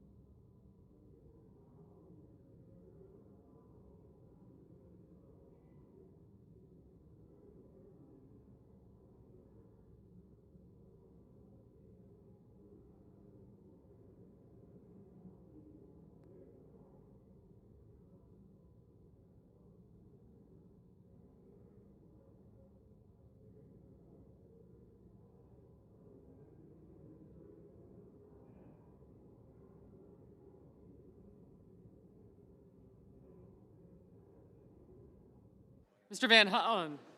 Mr. Van Hollen, aye. Mr. Markey?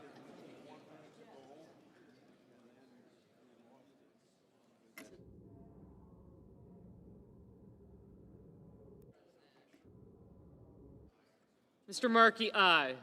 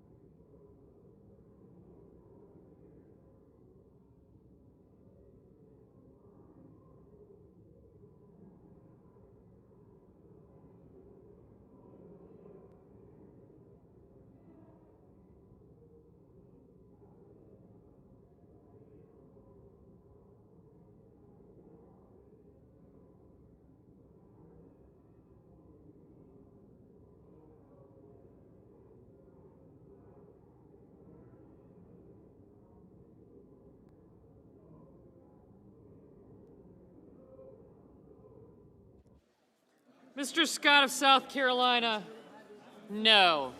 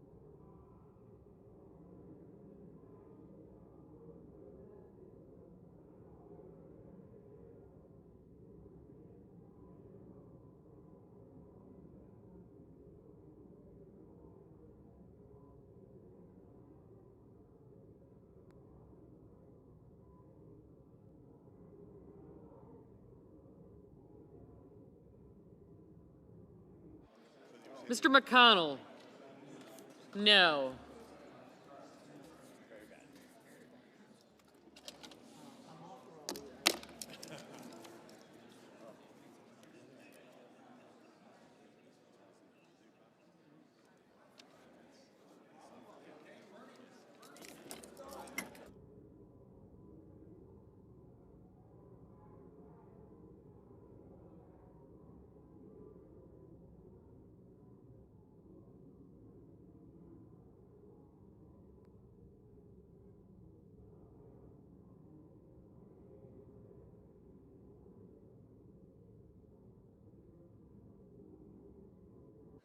On this vote, the yeas are 47, the nays are 53. The motion is not agreed to. Mr. President. I recognize the senator from Oregon. Mr. President, I want to provide an opportunity tonight for us all to stand up for the Constitution, one of the most important powers that we have here as a Congress, and that is the ability to design a program and to fund a program. And once that's been signed into law by a President of the United States, it's the law of the land. The President has the responsibility to execute that program as designed and funded. But back in 1974, we decided to give the President a fast track to propose that something that we have designed and funded should be unfunded. It's called a rescission, a fancy name for us acting to unfund a program we previously had put in place. And here's the thing, that law, the Budget Act of 1974, says that it takes an affirmative vote of the Senate and of the House of Representatives to unfund the program that's already in law. But an unexpected challenge has emerged. And that unexpected challenge, that is, if the request from the President to unfund the program comes within 45 days of the end of the year, even if we were to act and turn down the rescission, it still means that under a grace period in the law, the funds evaporate at the end of the year. So, in other words, with no approval from the House or Senate, no new law being passed, the existing law is undone on the clock. It's like, well, it's like Cinderella's coach. It reaches midnight, and the coach becomes a pumpkin. It falls apart. It disappears. That is a threat that goes fundamentally to the difference between a democracy and an autocracy. In a democracy, we come together with all of our varied experiences, with all of our different parts of the country, and we say, here's programs and funding that fit our nation as a whole. It's a master compromise. But in an authoritarian government, one person decides what's funded and what isn't. And that is what happens in this special power when it's submitted within 45 days of the end of the fiscal year. So, however much one may like or dislike a given president in power, support or oppose, all of us have a responsibility to stand up for our constitutional power of the purse, that all of America will be served by the laws we pass, and that if they are to be undone, they have to be voted on by this chamber and the chamber down the hall in an affirmative fashion. So I will, at the appropriate moment, a minute or two from now, propose at that point to table an amendment that's in the tree so we can submit an amendment that will defend our Constitution, defend Article I power, defend our democracy. Thank you, Mr. President. Got it. Mr. President. Recognize the Majority Leader. Mr. President, I would ask unanimous consent that the remaining roll call votes be 10 minutes in length. Without objection, there will now be 2 minutes of debate equally divided.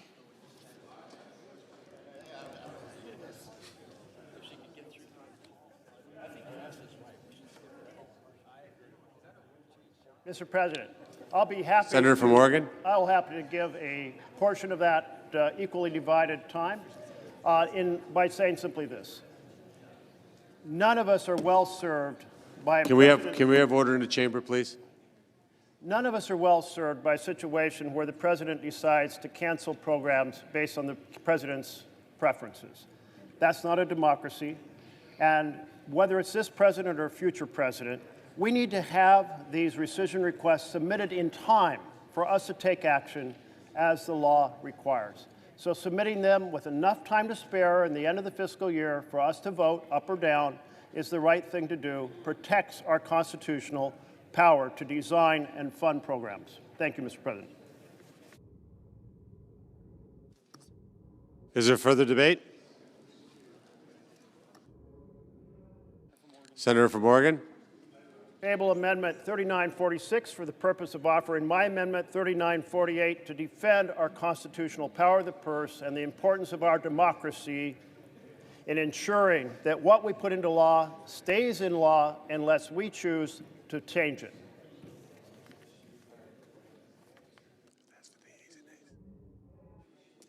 Is there a sufficient second? There appears to be. The clerk will call the roll. Ms. Alsobrooks, Ms. Baldwin.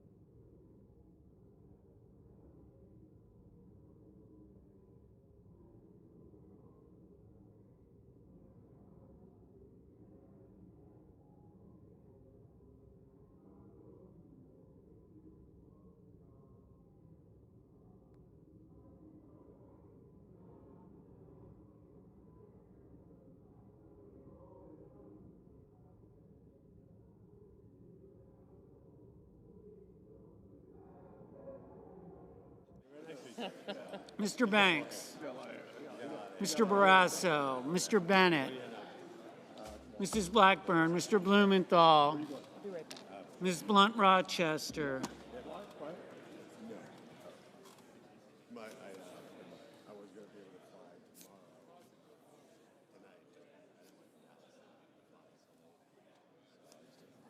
Mr. Booker, Mr. Bozeman, Mrs. Britt, Mr. Budd, Ms. Cantwell,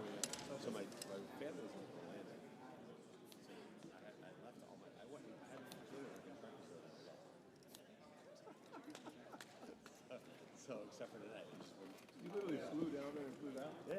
Every day. Had breakfast with them and with them, flew back. But tonight it was just not possible. When you were gifted, did anybody recognize you?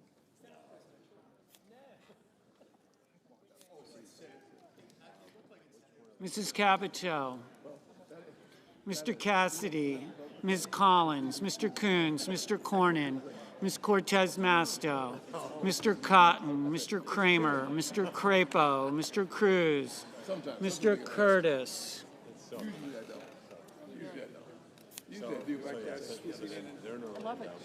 love it. Mr. Daines, Ms. Duckworth, Mr. Durbin,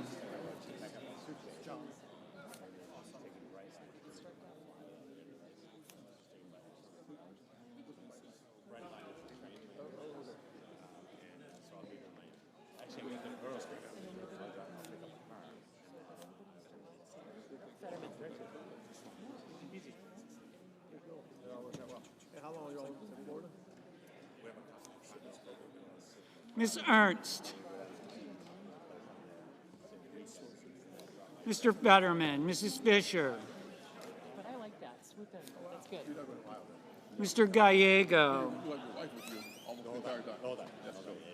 Mrs. Gillibrand, Mr. Graham, Mr. Grassley, Mr. Haggerty, Ms. Hassan, Mr. Hawley, Mr. Heinrich, Mr. Hickenlooper, Mr. Rono,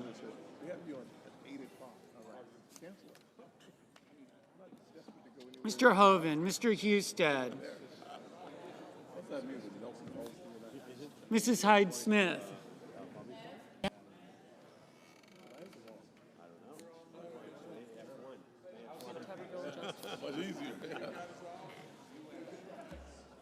Mr. Johnson, Mr. Justice, Mr. Kane,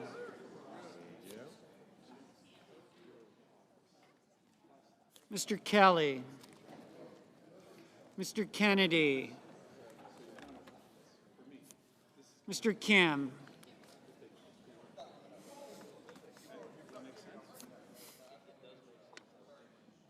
Mr. King,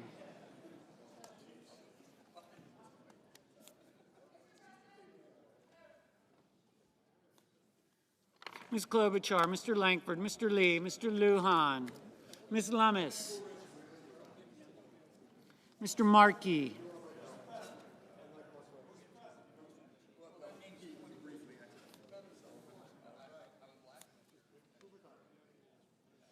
Mr. Marshall.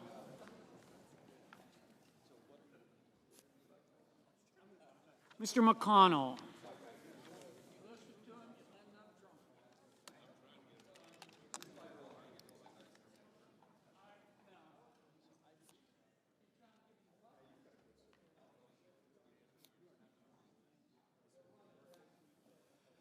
Mr. McCormick, Mr. Merkley, Mrs. Moody, Mr. Moran. Mr. Moreno. No. Mr. Mullen, Ms. Murkowski, Mr. Murphy, Mrs. Murray, Mr. Ossoff, Mr. Padilla, Mr. Paul, Mr. Peters, Mr. Reed, Mr. Ricketts, Mr. Risch, Ms. Rosen, Mr. Rounds, Mr. Sanders, Mr. Schatz, Mr. Schiff, Mr. Schmidt, Mr. Schumer, Mr. Scott of Florida, Mr. Scott of South Carolina, Mrs. Shaheen, Mr. Sheehy, Ms. Slotkin,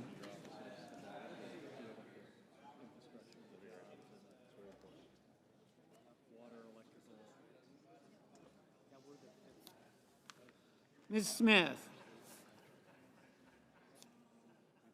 Mr. Sullivan, Mr. Thune, Mr. Tillis, Mr. Tuberville, Mr. Van Hollen, Mr. Warner, Mr. Warnock, Ms. Warren, Mr. Welch, Mr. Whitehouse,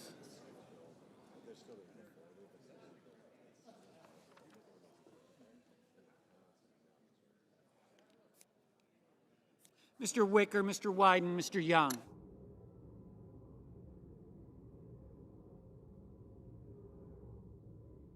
Senators voting in the affirmative.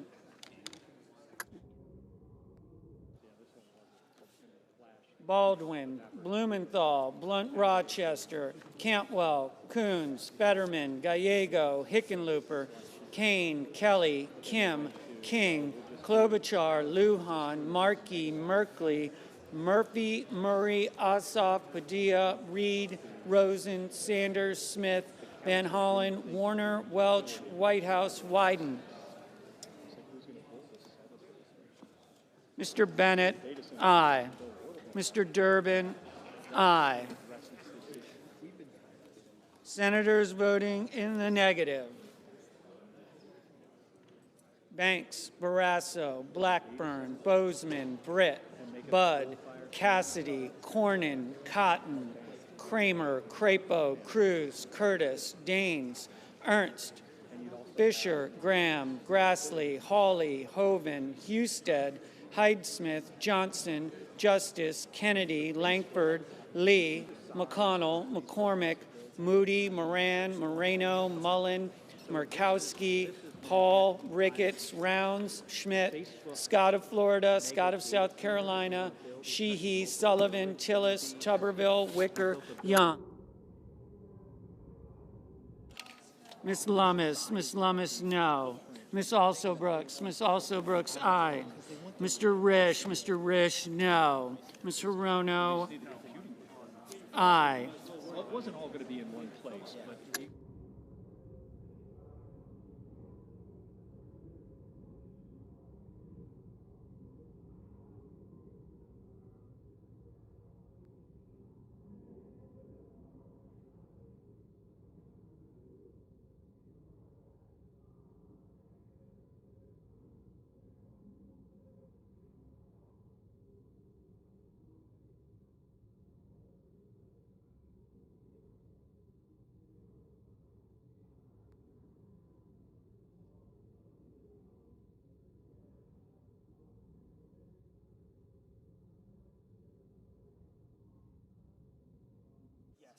Mr. Thune, no.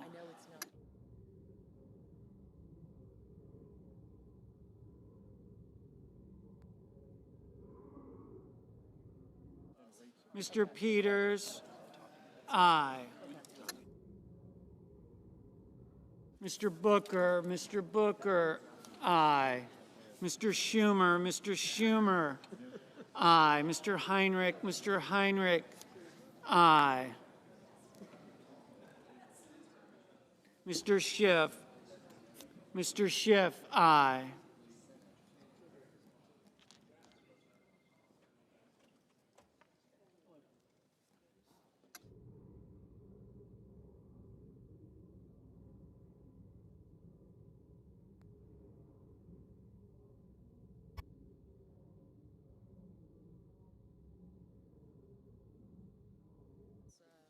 Ms. Hassan, aye.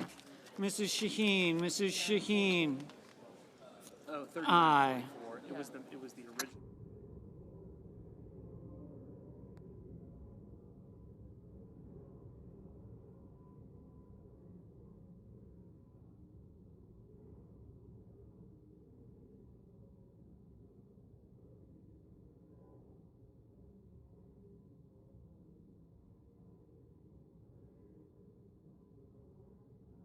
Ms. Duckworth,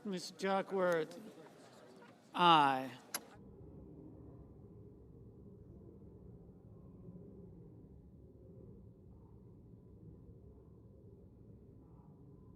Mr. Schatz, aye.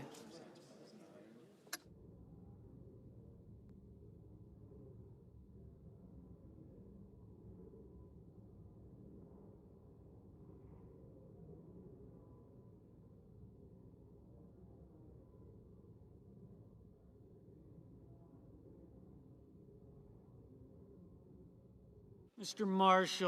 Marshall, no.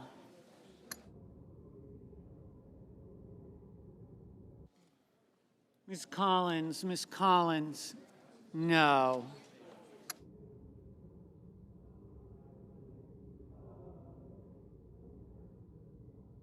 Mr. Haggerty, no.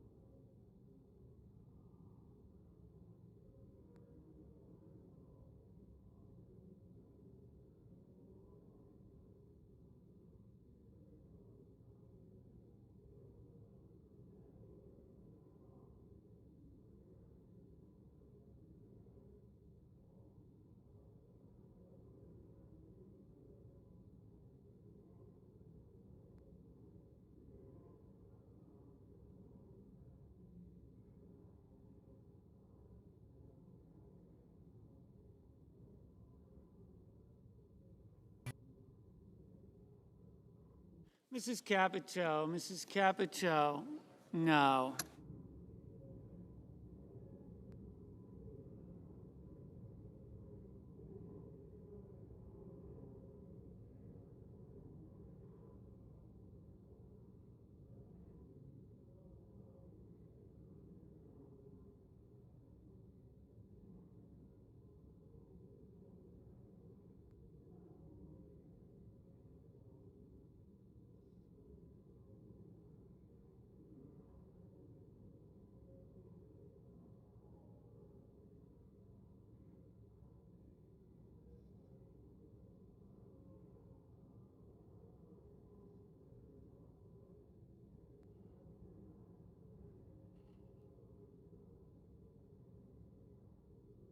Ms. Cortez Masto, aye. Ms. Warren, aye. Ms. Slotkin, aye.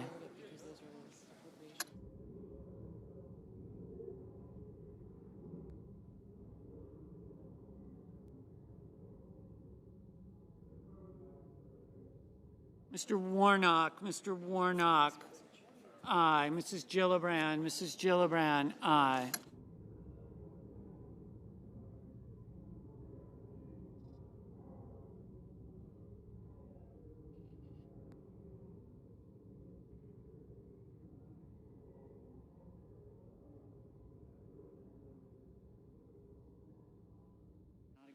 On this vote, the yeas are 47, the nays are 53. The motion is not agreed to. Mr. President, I recognize the senator from Kentucky. And I ask order in the chamber while the senator is speaking, please. instead of a clean CR, this bill contains language that has been airdropped in that will destroy hemp farming in Kentucky and across the United States. Tucked away on page 163, Title VII, Division B of this spending package is a provision that will shut down the hemp industry across the United States. My amendment would strip the provision designed to regulate the hemp industry to death. The bill as it now stands overrides the regulatory frameworks of several states, cancels the collective decisions of hemp consumers, and destroys the livelihoods of hemp farmers. And it couldn't come at a worse time for America's farmers. Times are tough for our farmers. Farmers' costs have increased as the price of fertilizer and machinery have jumped, while prices for their crops like soybean, corn, and wheat have declined.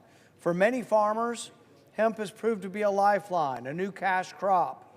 Farmers turn to growing hemp to mitigate the losses they've endured during this season of hardship. But that lifeline may soon be extinguished by this very legislation. The effective hemp ban included in this spending package is a result, we are told, of bad actors skirting the legal limits by overly enhancing the concentration of THC in their products. The hemp industry, myself and others, have come together and we have been willing to negotiate to get rid of the bad actors. And yet, instead, we are met with legislation that would be prohibition. Members of the industry, myself and others who are advocates of this, have been willing to get rid of synthetic cannabinoids. We have been willing to compromise at every turn, but we're met with the numbers in this bill which will eradicate the hemp industry. For the last several weeks, we've offered proposals with the goal of creating an environment in which the hemp industry could thrive and sell products. And we've been met with those who want to prohibit the industry from continuing. This bill's per-serving THC content limit would make illegal any hemp product that contains more than 0.4 milligrams. That would be nearly 100% of the existing market. The numbers put forward in this bill will eliminate 100% of the hemp products in our country. That amounts to an effective ban because the limit is so low that the products intended to manage pain or anxiety will lose their effect. The states have done what they're supposed to. The states have instituted laws. 23 states have instituted laws on hemp. None of them have limits anywhere close to what is being proposed in this bill. So what will happen is most of the things that your states have regulated, are regulating, and have made legal will be made illegal by this bill. This bill will effectively preempt and nullify all state laws concerning hemp. Currently, Maine limits THC to 3 milligrams per serving. That will be overruled. My home state limits THC to 5 milligrams in beverages. That will be overruled. Minnesota, Utah, Louisiana also have 5 milligrams per serving. Alabama and Georgia have 10 milligrams. Tennessee has 15 milligrams. The bill before us nullifies all these state laws and makes the hemp industry kaput. The language in this bill will outlaw all current hemp plants and seeds. It changes the definition of what a hemp plant is. It makes it so low that there may not even be an existing plant that can meet the parameters. But every plant in the country will have to be destroyed. Every hemp seed in the country will have to be destroyed. This is the most thoughtless, ignorant proposal to an industry that I've seen in a long, long time. The states have made progress, and more progress was coming. Most states have age limits. To add insult to injury, we are given this legislation in an appropriation bills. We have Senate rules against this. So I would recommend that we vote for this amendment, and my amendment would strip out the language, and I would like to transfer the remainder of my time to Senator Merkley. Mr. President, thank you very much. Before I recognize the senator from Oregon, I know it's late, but if everybody could take their conversations off the floor and give the respect to the speaker, please. I really I ask my recognize the senator from Oregon. Thank you, Mr. President. I really ask my colleagues, particularly on this side, to hear me out on this. The senators from Kentucky and Oregon cooperated to create the first research on hemp. We cooperated to give the first opportunity to move research seeds across state lines. We cooperated and pushed to create hemp as a legitimate agricultural product. CBD derived from hemp has been approved by the FDA for treating seizures. It is a legal medicine. We would wipe out an industry that we have spent more than a decade creating. Now, the advocates for this language that's in the bill will tell you this won't affect CBD. Every expert I've consulted has said that is exactly wrong, that this will, in fact, wipe out 95 to 99% of the industry. My colleague from Kentucky is exactly right. We asked our farmers to engage in this research. We asked them to build this industry. We should protect it for CBD. I support my other colleague from Kentucky who doesn't want intoxicated products produced from hemp. But the definition that is in this bill does far more than that, and it has to be fixed. So for now, it needs to be stripped out. Please support Senator Paul's position. Mr. President. I recognize the senator from Kentucky. The language I helped secure in the Agriculture Appropriations Bill addresses a serious concern regarding the manufacturing and selling of unregulated, intoxicating THC products nationwide. I led the effort to legalize industrial hemp through the 2014 pilot program and the 2018 Farm Bill. Unfortunately, companies have exploited a loophole in the 2018 legislation by taking legal amounts of THC from hemp and turning it into intoxicating substances and then marketing it to children in candy-like packaging and selling it easily accessible places like gas stations and convenience stores all across our country. So children end up being the unknowing consuming of these poisonous products and being sent to the hospital at an alarming rate. My efforts to close the loophole and stop this from happening are included in this appropriations package. It will keep these dangerous products out of the hands of children while preserving the hemp industry for farmers. Industrial hemp and CBD will remain legal for industrial applications such as seed, stock, fiber, grain oil, or used in drug trials. This language merely classifies the original intent of the 2018 Farm Bill, rooting out the bad actors and protecting the growing hemp industry.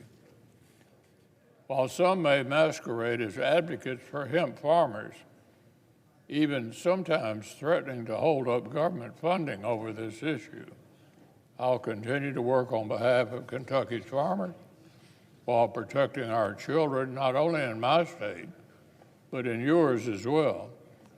I would urge my colleagues to do the same.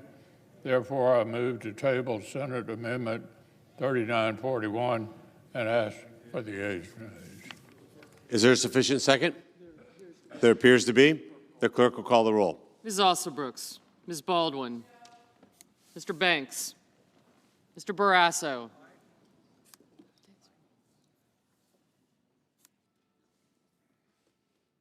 Mr. Bennett,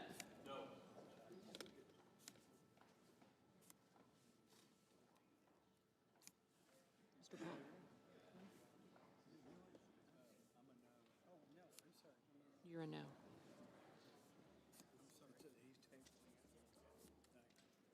You're a no. Sir. Good deal. It's a motion.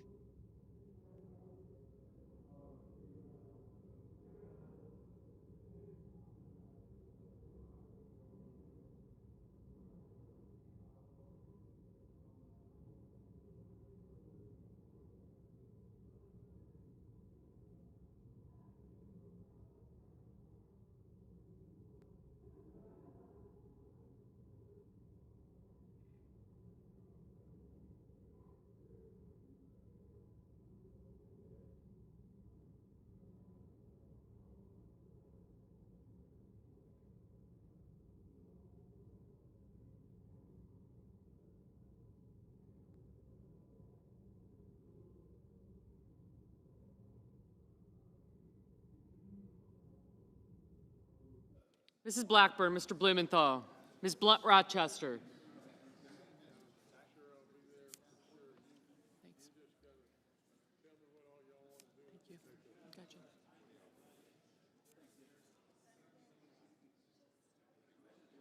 You're an aye. Mr. Booker.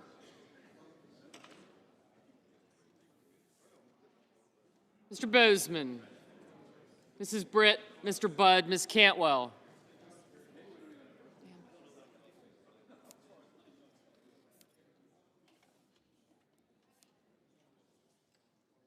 Mrs. Capito. Mr. Cassidy.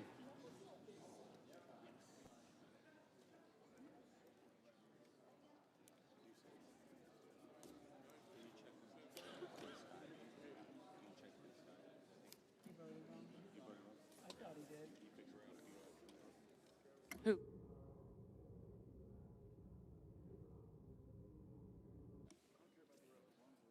Yeah.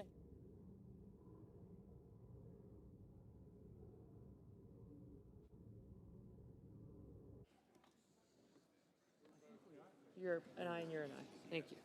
I don't know if they're good, but that might be a stretch.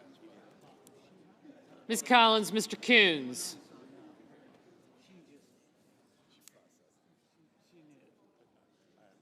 Mr. Cornyn. Ms. Cortez Masto. Mr. Cotton.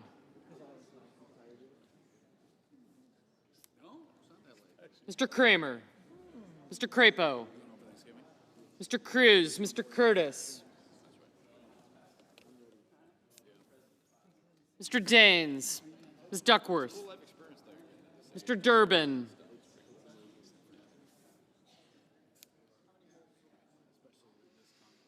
Ms. Ernst, Mr. Fetterman, Mrs. Fisher.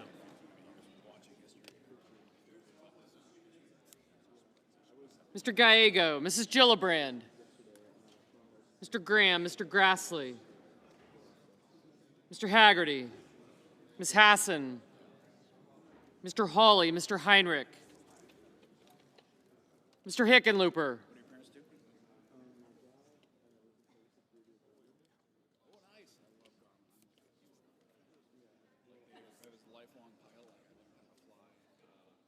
Ms. Hirono. Mr. Hoven, Mr. Husted. Mrs. Hyde-Smith.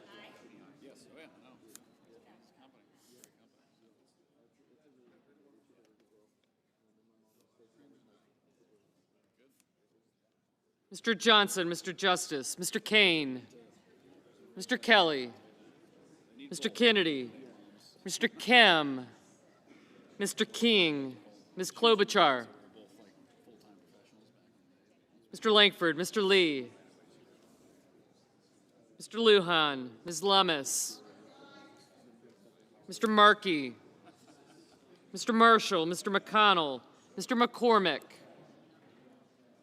Mr. Merkley, Mrs. Moody, Mr. Moran.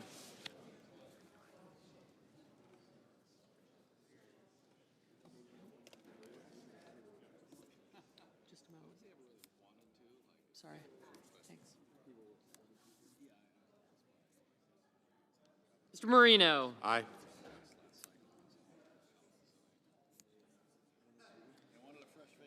Mr. Mullen, Ms. Murkowski.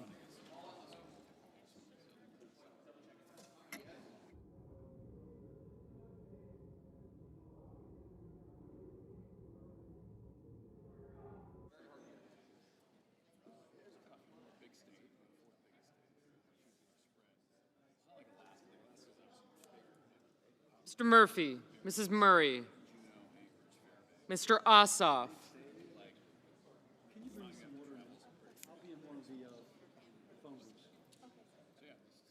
Mr. Padilla, Mr. Paul, Mr. Peters, Mr. Reed.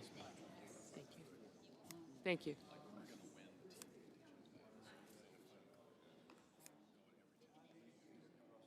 Mr. Ricketts, Mr. Risch, Ms. Rosen. Mr. Rounds, Mr. Sanders. Mr. Schatz.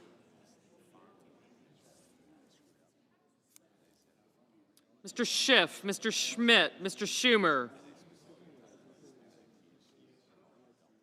I have you.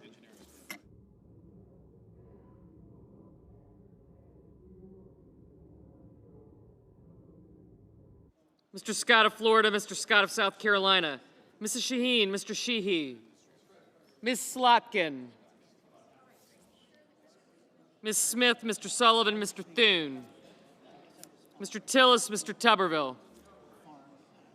You haven't voted.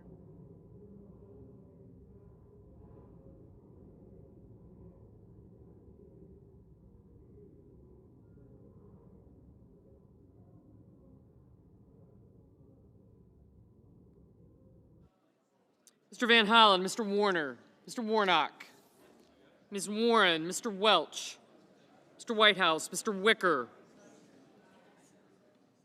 Mr. Wyden, Mr. Young.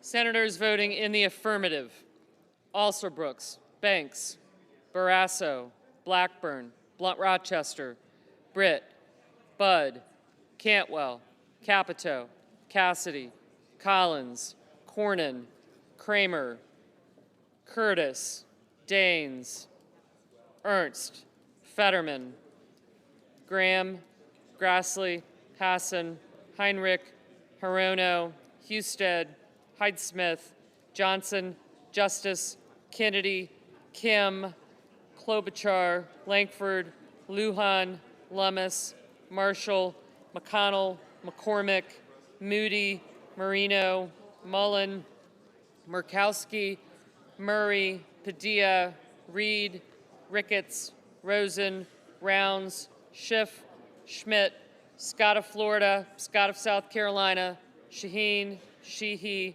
Smith, Sullivan, Thune, Tillis, Tuberville, Van Hollen, Whitehouse, and Young. Mrs. Fisher. Aye. Mrs. Gillibrand. Aye. Mr. Hawley. Aye. Senators voting in the negative: Baldwin, Bennett, Blumenthal, Booker, Cruz, Gallego, Hickenlooper, Hoeven, Markey, Merkley, Paul, Peters, Sanders, Schumer, Welch, and Wyden. Mr. Moran. Aye. Mr. Kelly, no. Yes, I do. Mr. Booker, no. Mr. Ossoff, no. Mr. Durbin, aye.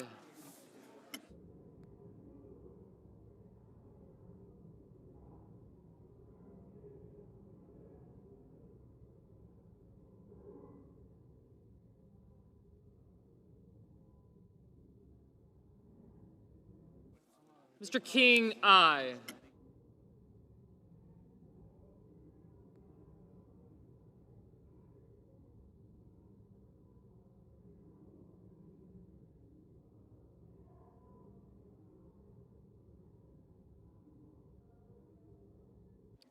Ms. Duckworth, no.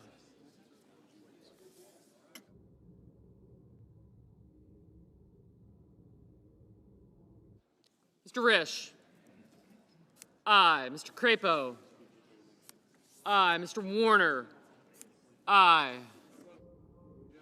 Mr. Wicker, aye. Mr. Haggerty, aye.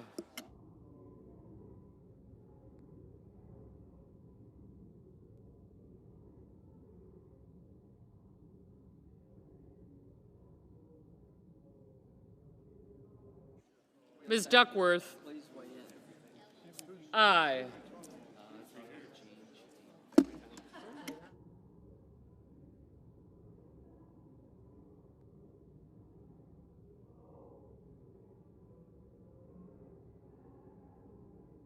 Mr. Hoven? Aye.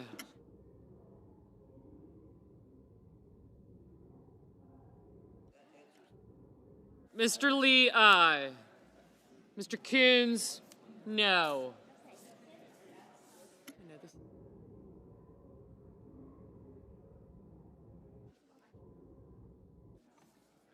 Mr. Coons, aye.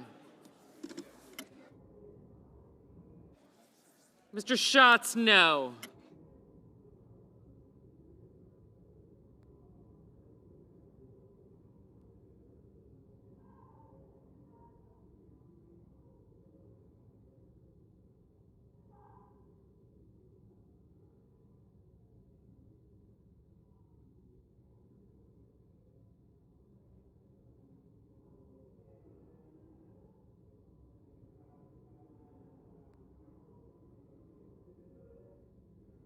Mr. Cotton, aye.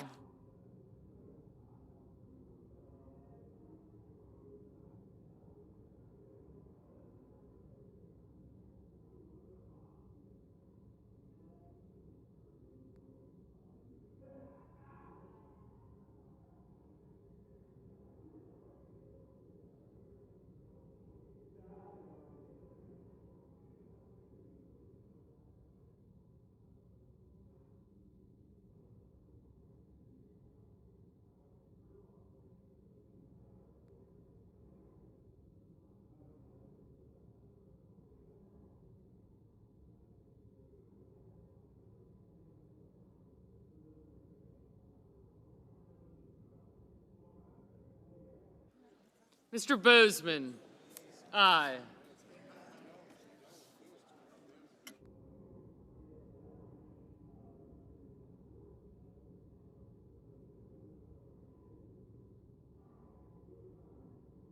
Mr. Kane, no.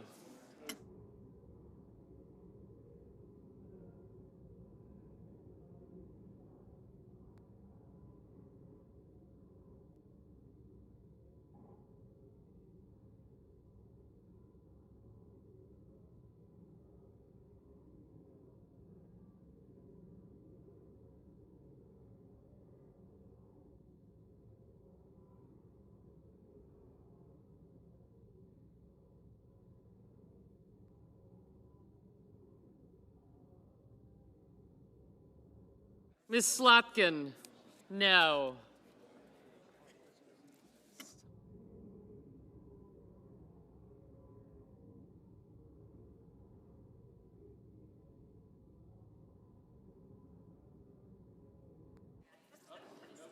Ms. Slotkin, aye. Ms. Cortez Masto, aye.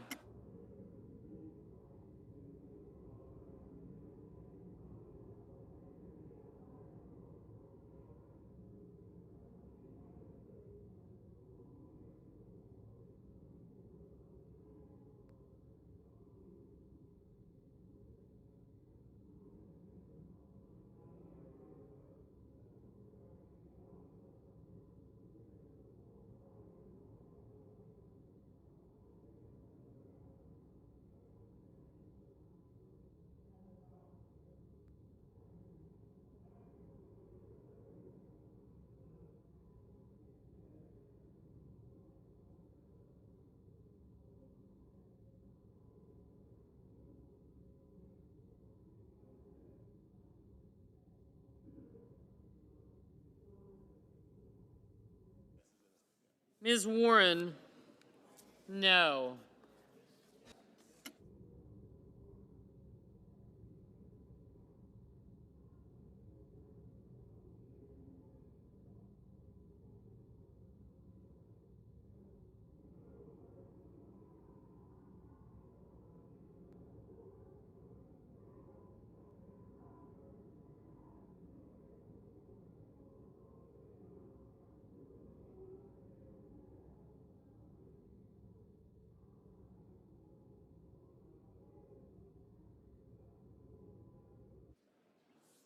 Mr. Murphy?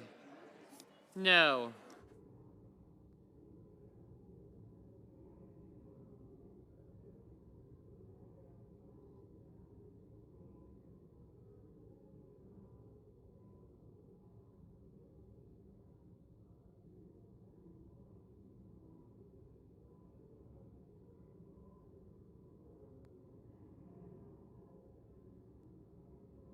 Mr. Warnock? No.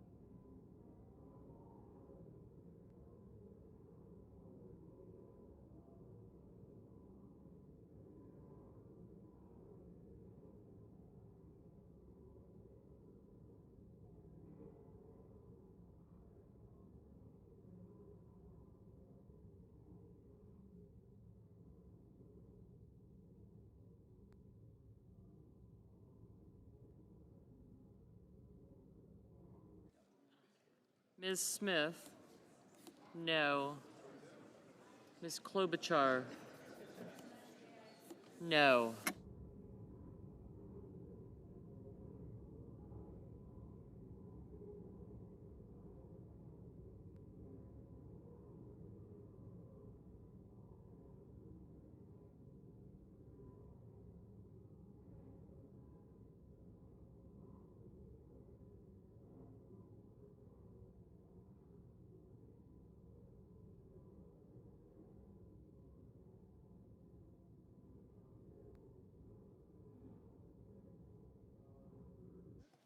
Yeas are 76, the nays are 24, and the motion is agreed to. These are 76. The yeas are 76, the nays are 24. The motion to table is agreed to. The yeas are 76, the nays are 24. The motion to table is agreed to. Thank you.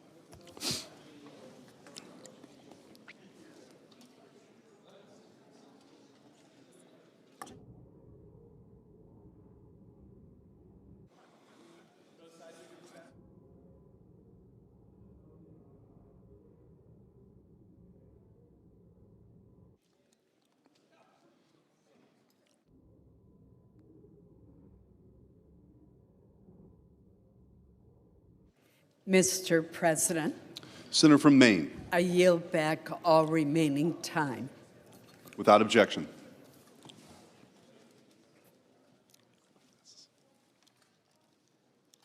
Just under the previous order, the clerk will report the motion to invoke cloture.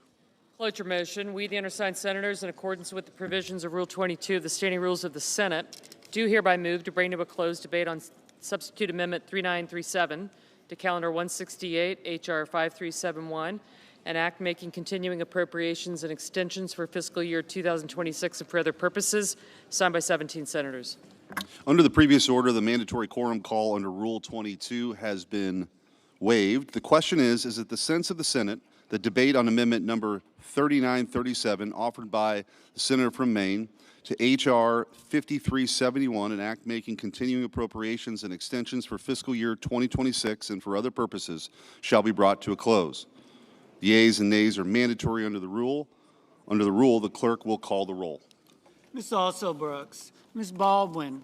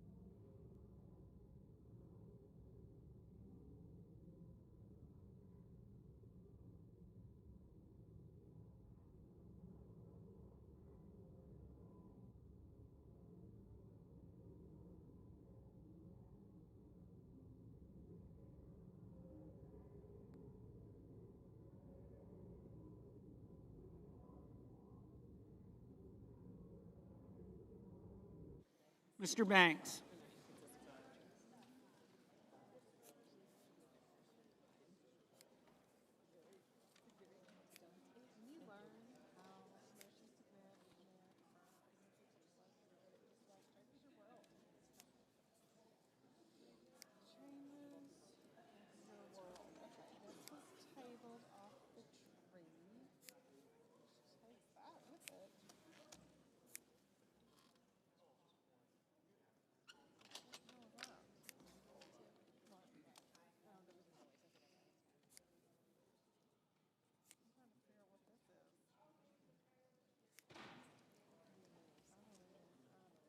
Mr. Barrasso, Mr. Bennett, Mrs. Blackburn,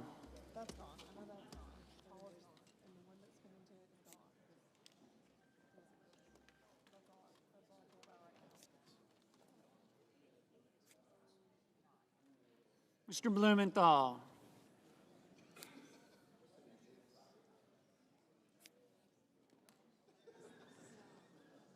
Ms. Blunt Rochester,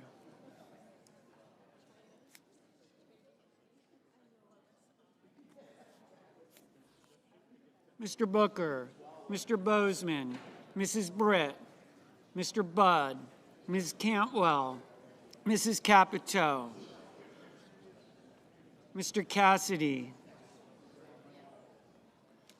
Ms. Collins, Mr. Coons, Mr. Cornyn, Ms. Cortez Masto,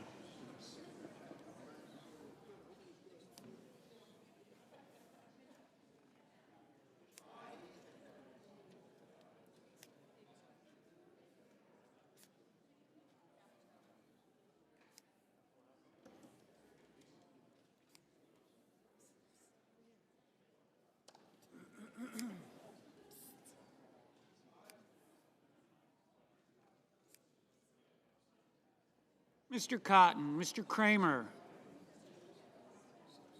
Mr. Crapo, Mr. Cruz, Mr. Curtis, Mr. Daines, Ms. Duckworth,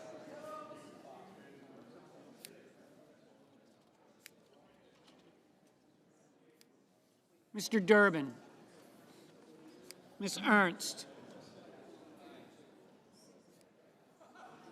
Mr. Fetterman, Mrs. Fisher, Mr. Gallego, Mrs. Gillibrand, Mr. Graham, Mr. Grassley, Mr. Haggerty, Ms. Hassan, Mr. Hawley, Mr. Heinrich, Mr. Hickenlooper, Ms. Hirono, Mr. Hoven, Mr. Husted, Mrs. Hyde-Smith, Mr. Johnson, Mr. Justice, Mr. Kane, Mr. Kelly, Mr. Kennedy, Mr. Kim, Mr. King,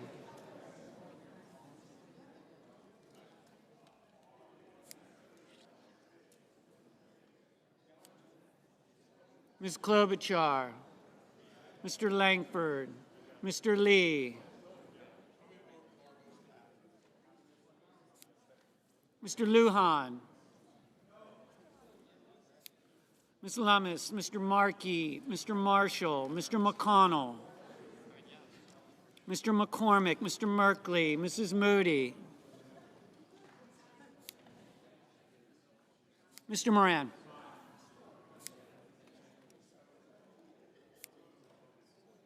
Mr. Moreno, Mr. Mullen, Ms. Murkowski, Mr. Murphy, Mrs. Murray, Mr. Ossoff,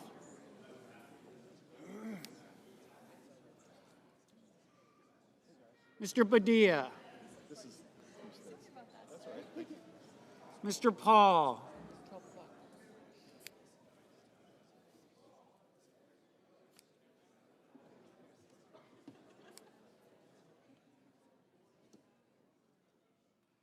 Mr. Peters, Mr. Reed, Mr. Ricketts, Mr. Risch, Ms. Rosen,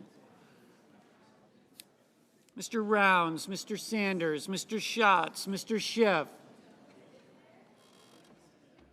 Mr. Schmidt, Mr. Schumer, Mr. Scott of Florida, Mr. Scott of South Carolina, Mrs. Shaheen, Mr. Sheehy, Ms. Slotkin, Ms. Smith, Mr. Sullivan, Mr. Thune, Mr. Tillis, Mr. Tuberville,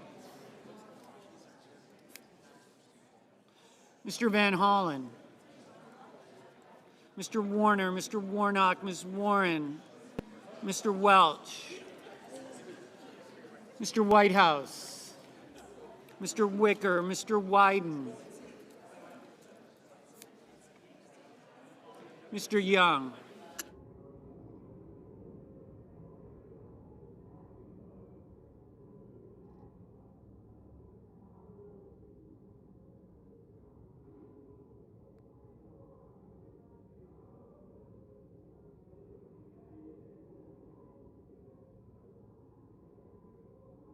Senators voting in the affirmative: Banks, Barrasso, Bozeman, Britt, Budd, Capito, Cassidy, Cornyn, Cortez Masto, Cotton, Crapo, Daines, Durbin, Ernst, Fetterman, Fisher, Graham, Grassley, Hassan, Hawley, Hoven, Hyde-Smith, Johnson, Kane, King, Langford, Lummis, Marshall, McCormick, Moody, Moran, Moreno, Ricketts, Risch, Rosen, Rounds, Schmidt, Scott of Florida, Scott of South Carolina, Shaheen, Sheehy, Tillis, Tuberville, Wicker, Young.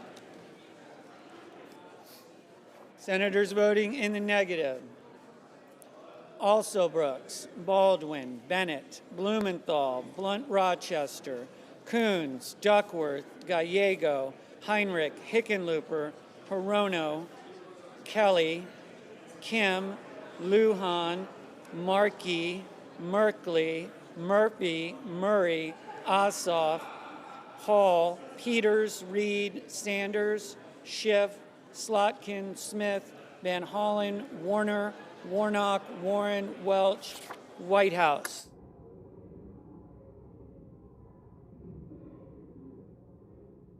Mr. Curtis, aye. Ms. Collins, aye. Mr. Kennedy, aye.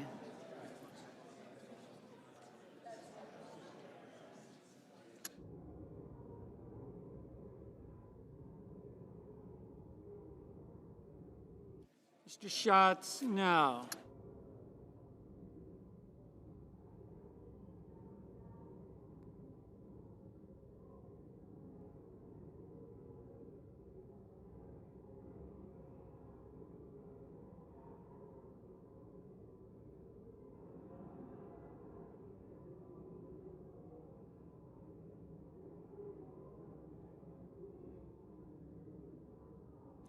Mrs. Blackburn, aye.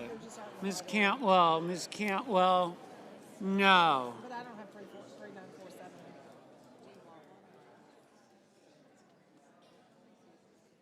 Normally I would care. Mr. Cruz, aye.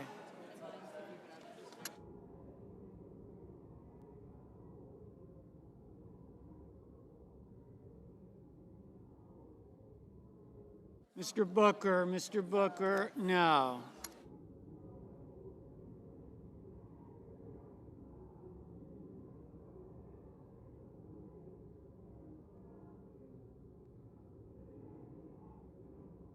Mr. Mullen, aye. Mr. McConnell, aye.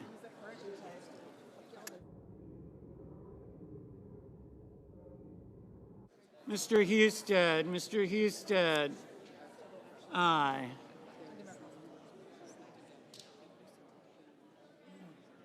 Mrs. Gillibrand, no. Mr. Padilla, no.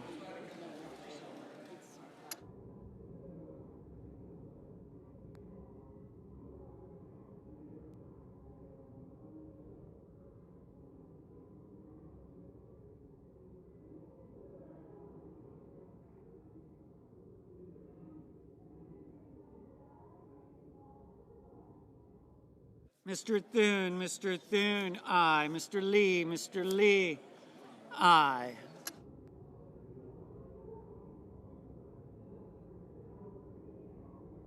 Mr. Schumer, no. Mr. Haggerty, aye. Mr. Wyden,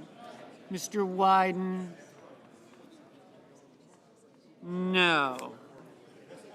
Ms. Murkowski, aye. Mr. Kramer, aye.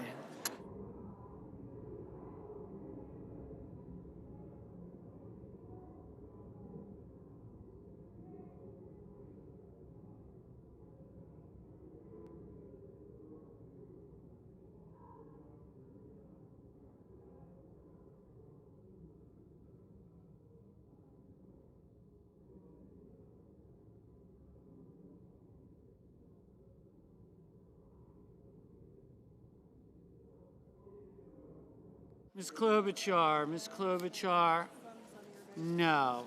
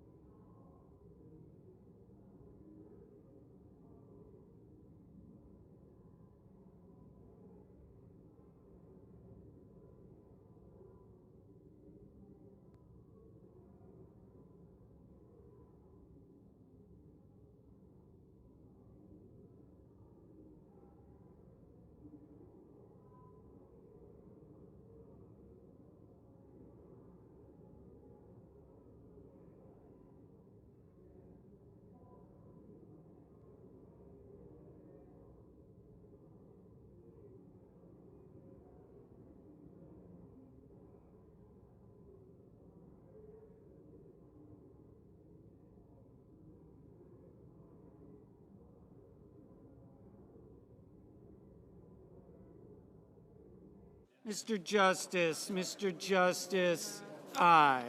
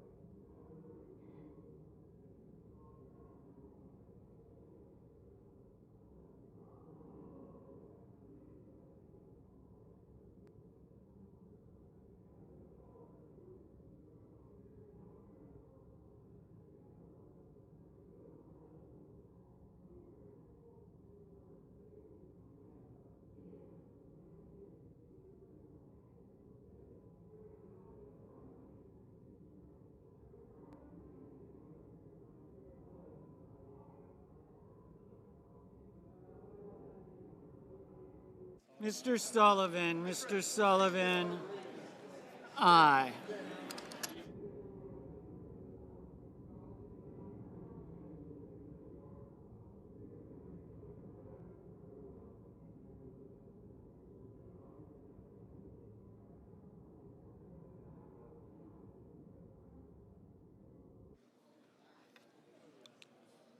On this vote, the yeas are 60 and the nays are 40. 3/5 of the senators duly chosen and sworn have voted in the affirmative. The motion is agreed to. Cloture having been invoked, the motion to commit and the amendments pending thereto fall. Under the previous order, the pending amendments, other than the substitute amendment number 3937, are withdrawn and all post-cloture time is expired. The question occurs on the substitute amendment. Mr. President, I yield back all, Mr. President, yield back all debate time. Without objection.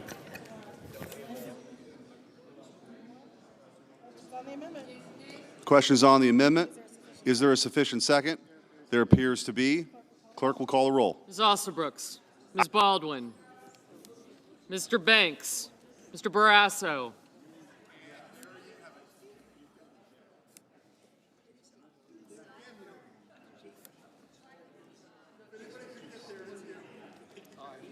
Mr. Bennett, Mr. Blumenthal,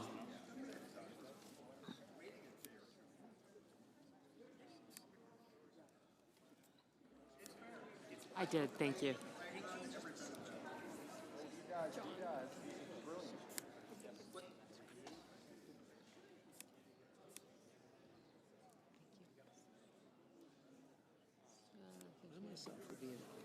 Thank you.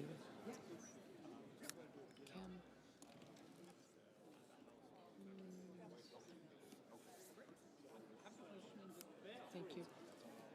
I got you. Senator, thank you. Mrs. Murray, thank you.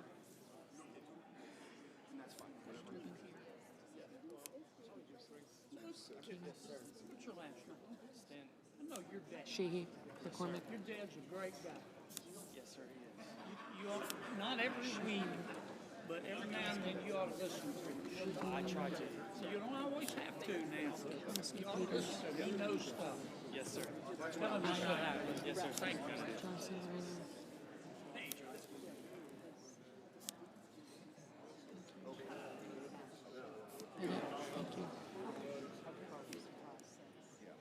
Mr. Blumenthal, Ms. Blunt Rochester. I did get you. Thank you very much. Mr. Booker. Thank you very much. You're a yes. Thank you. Thank you.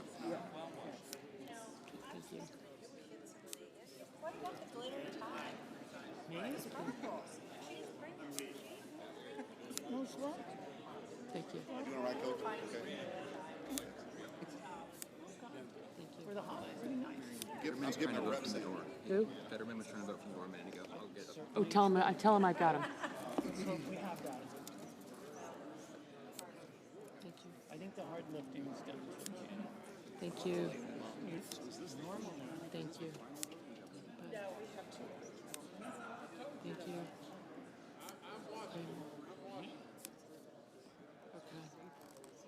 Mr. Booker, Mr. Bozeman, Mrs. Britt.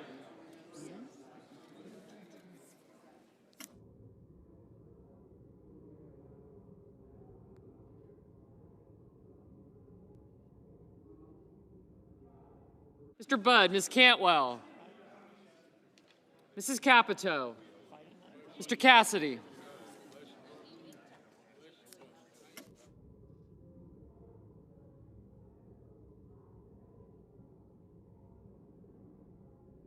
Ms. Collins, Mr. Coons, Mr. Cornyn, Ms. Cortez Masto.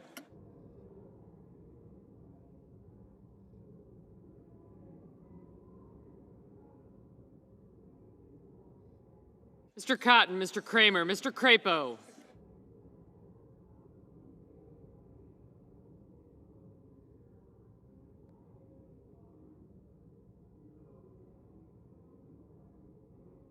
Mr. Cruz, Mr. Curtis, Mr. Daines, Ms. Duckworth, Mr. Durbin.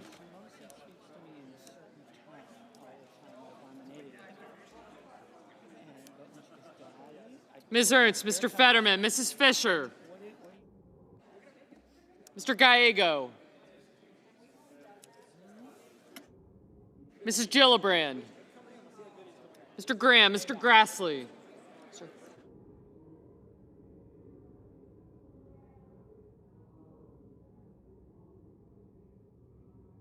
Mr. Haggerty, Ms. Hassan.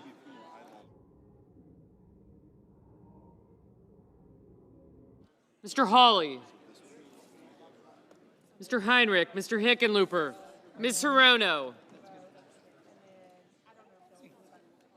Mr. Hoven. Mr. Husted, Mrs. Hyde-Smith, Mr. Johnson, Mr. Justice. Mr. Kane. Mr. Kelly, Mr. Kennedy, Mr. Kim. Mr. King, Ms. Klobuchar.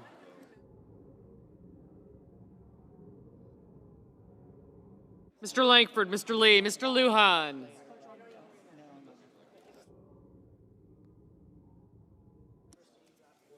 Ms. Lummis, Mr. Markey. Mr. Marshall, Mr. McConnell, Mr. McCormick, Mr. Merkley, Mrs. Moody. Mr. Moran. Mr. Marino, Mr. Mullen. Ms. Murkowski. Mr. Murphy, Mrs. Murray, Mr. Ossoff. Mr. Padilla, Mr. Paul, Mr. Peters, Mr. Reed. Mr. Ricketts, Mr. Risch, Ms. Rosen, Mr. Rounds.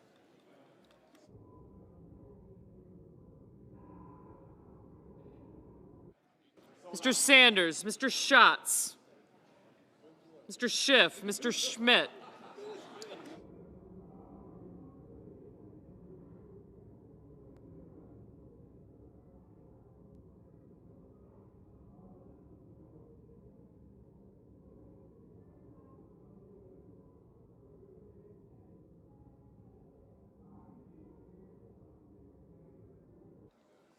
Mr. Schumer. Mr. Scott of Florida, Mr. Scott of South Carolina, Mrs. Shaheen, Mr. Sheehy, Ms. Slotkin.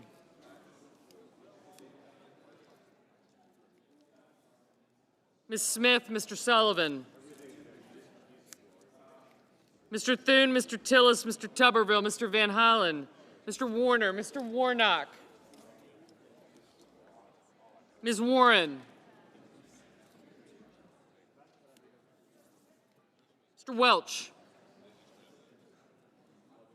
Mr. Whitehouse, Mr. Wicker, Mr. Wyden, Mr. Young. Senators voting in the affirmative: Banks, Barrasso, Blackburn, Bozeman, Britt, Budd,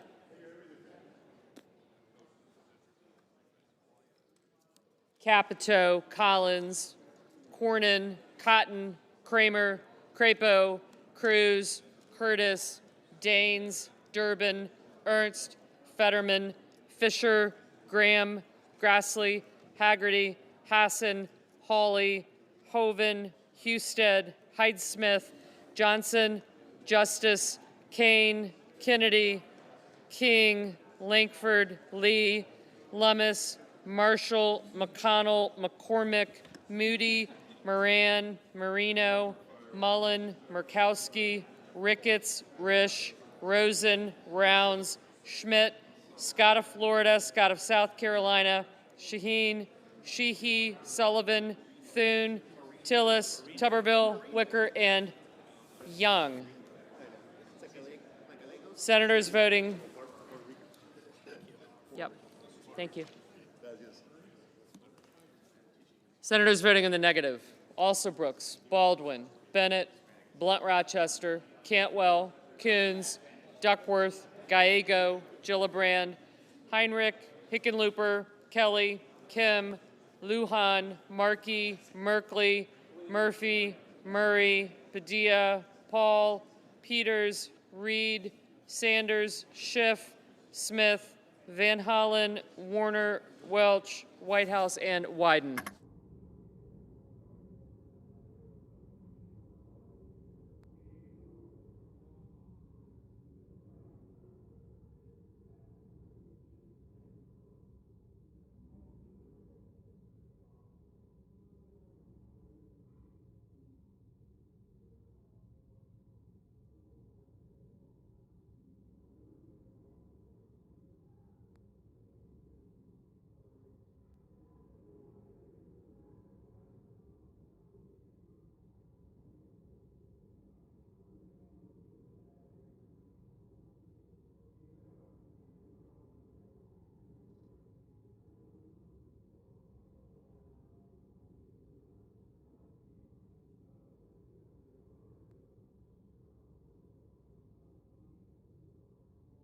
Mr. Cassidy, aye.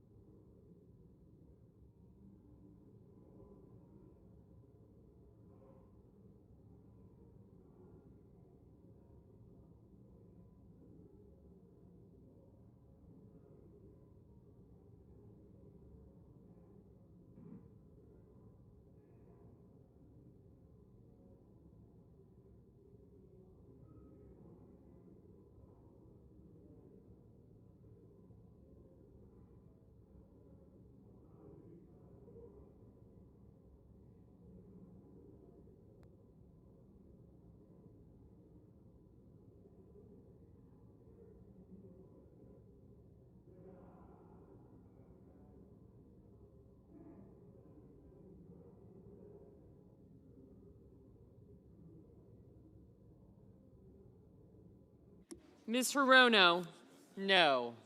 Mr. Booker, no.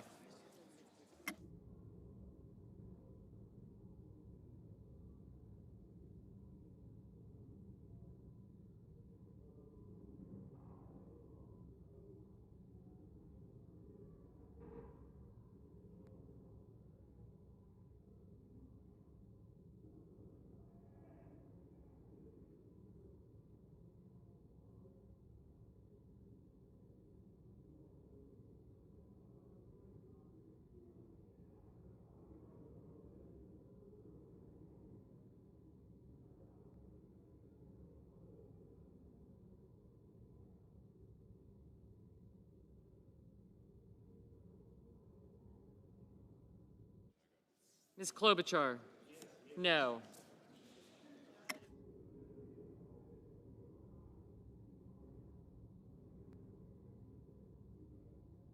Mr. Ossoff? No. Mr. Schatz? No.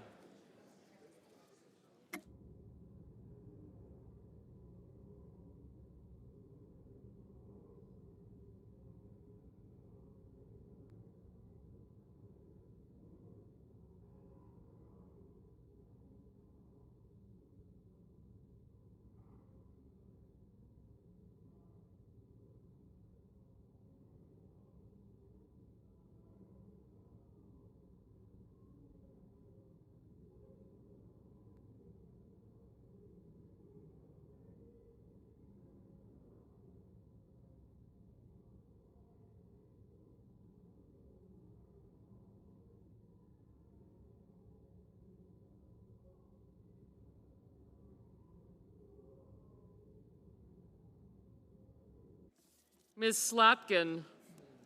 No. Ms. Warren? No. Ms. Cortez Masto? Aye.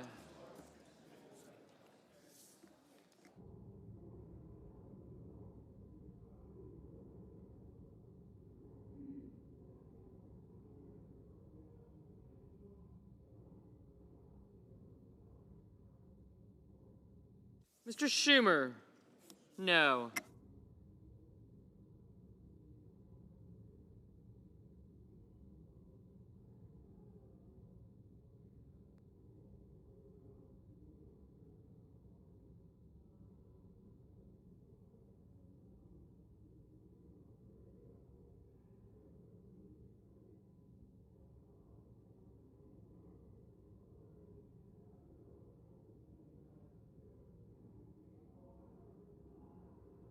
Mr. Blumenthal? No.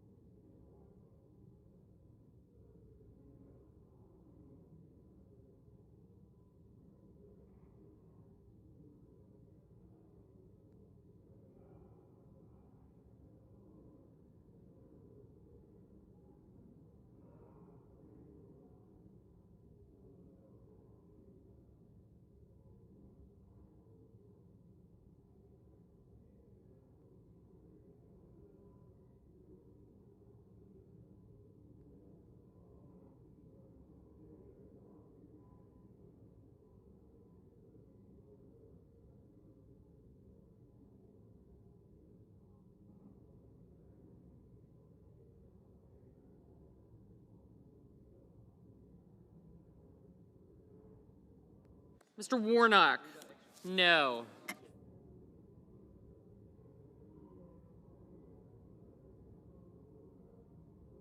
The nays are 60, the nays are 40, and the amendment is agreed to. On this vote, the yeas are 60, the nays are 40. The amendment is agreed to.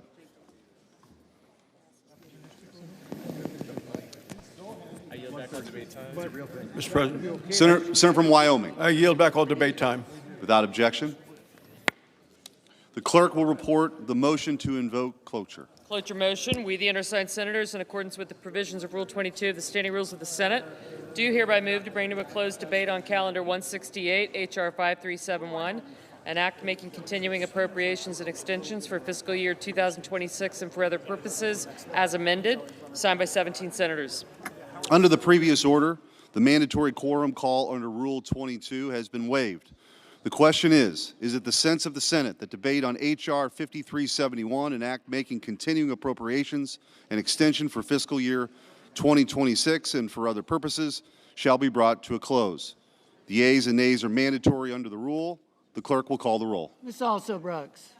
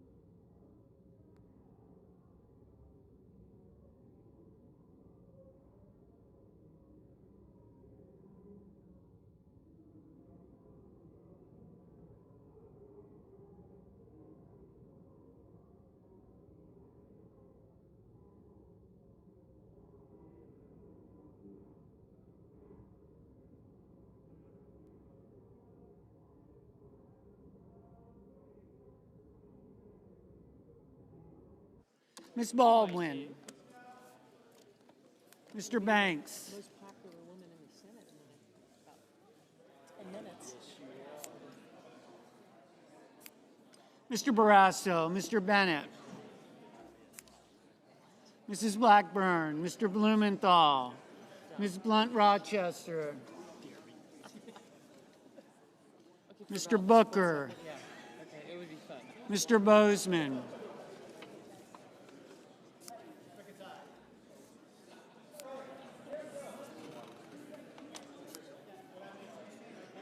Mrs. Britt, Mr. Budd, Ms. Cantwell, Mrs. Capito, Mr. Cassidy, Ms. Collins, Mr. Coons, Mr. Cornyn, Ms. Cortez Masto, Mr. Cotton, Mr. Kramer,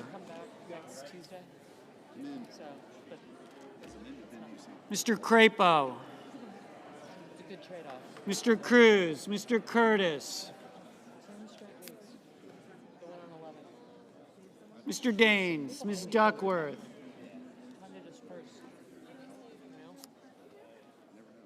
Mr. Durbin,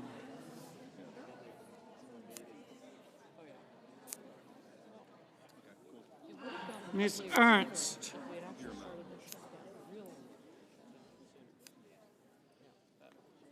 Mr. Fetterman,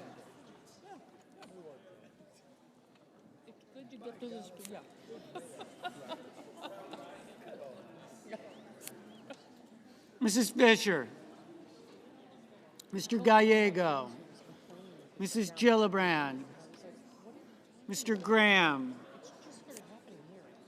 Mr. Grassley, Mr. Haggerty, Ms. Hassan, Mr. Hawley, Mr. Heinrich, Mr. Hickenlooper, Mr. Rono, Mr. Hoven,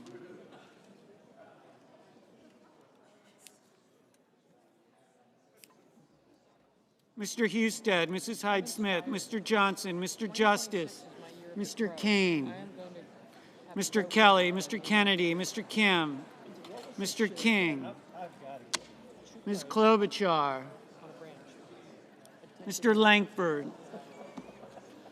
Mr. Lee, Mr. Lujan, Ms. Lummis, Mr. Markey, Mr. Marshall, Mr. McConnell, Mr. McCormick, Mr. Merkley, Mrs. Moody, Mr. Moran, Mr. Moreno, Mr. Mullen, Ms. Murkowski, Mr. Murphy, Mrs. Murray, Mr. Ossoff,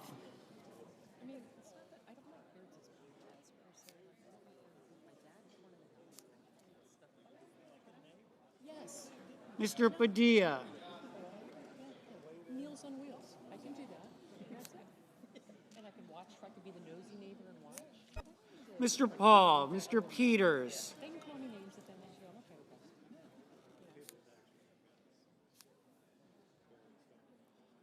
that. Mr. Reed, Mr. Ricketts, Mr. Risch, Ms. Rosen, Mr. Rounds, Mr. Sanders, Mr. Schatz, Mr. Schiff,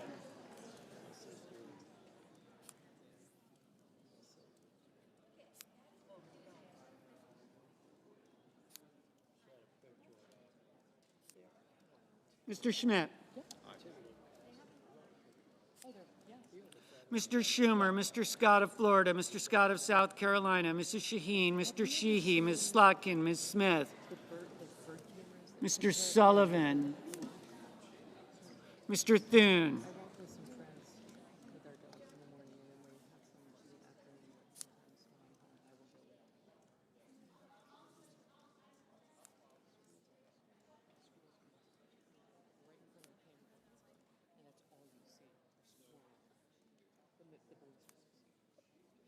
Mr. Tillis, Mr. Tuberville, Mr. Van Hollen, Mr. Warner, Mr. Warnock, Ms. Warren, Mr. Welch, Mr. Whitehouse, Mr. Wicker, Mr. Wyden, Mr. Young, Capture those videos. Please share them with me because I think they're hilarious. I just like, what else do I have?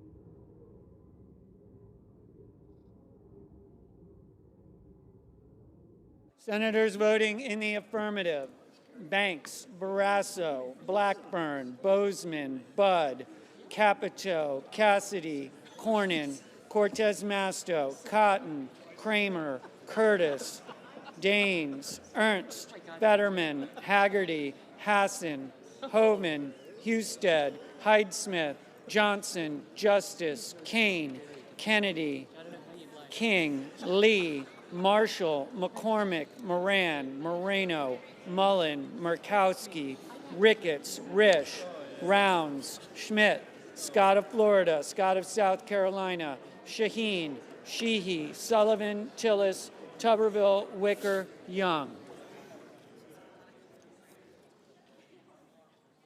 Mrs. Moody, aye.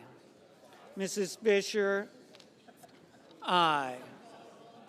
Mr. Crapo, aye. Mr. Graham, aye. Senators voting in the negative: Also Brooks, Baldwin, Bennett, Blumenthal, Blunt Rochester, Booker, Cantwell, Coons, Gillibrand, Heinrich, Hickenlooper, Hirono, Kelly, Kim, Markey, Merkley, Murphy, Murray, Ossoff, Paul, Reed, Sanders, Schiff, Schumer, Slotkin, Smith, Van Hollen, Warner, Warnock, Warren, Wyden.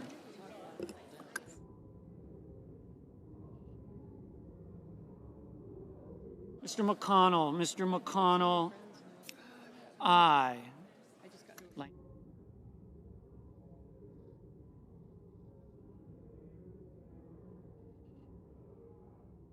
Mr. Langford, aye. Mr. Hawley, aye. Mr. Durbin, aye. Mr. Peters, no.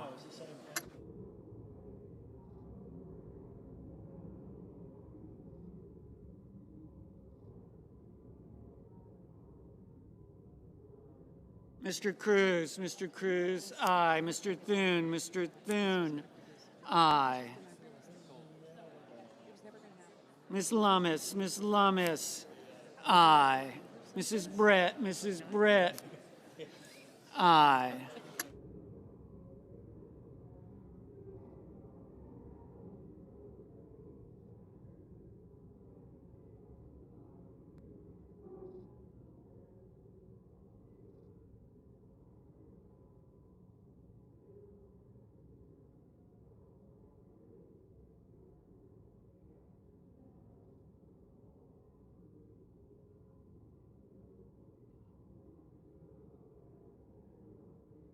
Mr. Schatz, no.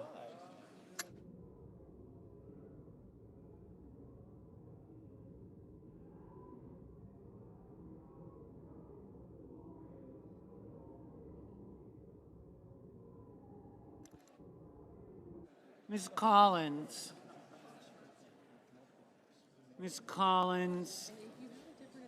aye.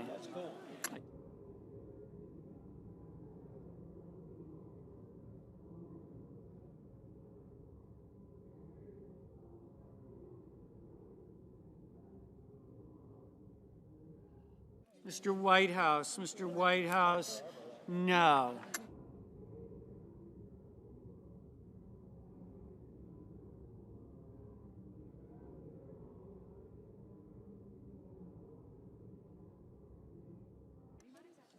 Ms. Klobuchar, no. Mr. Grassley, aye.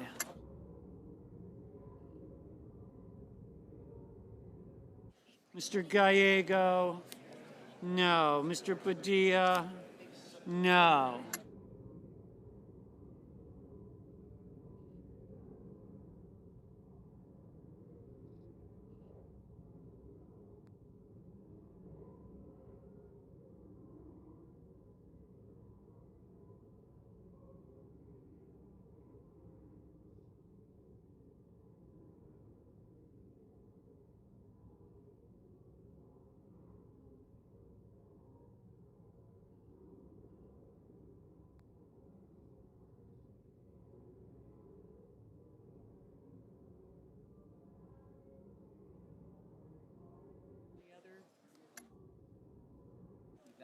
Ms. Duckworth, no.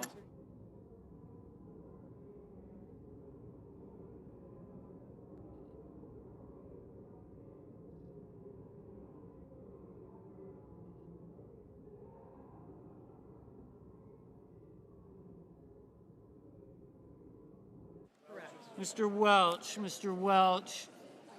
no.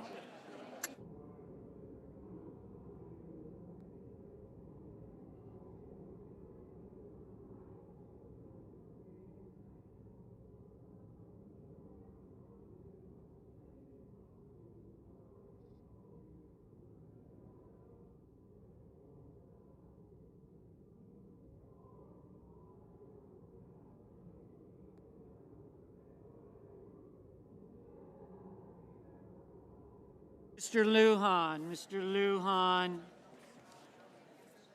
no.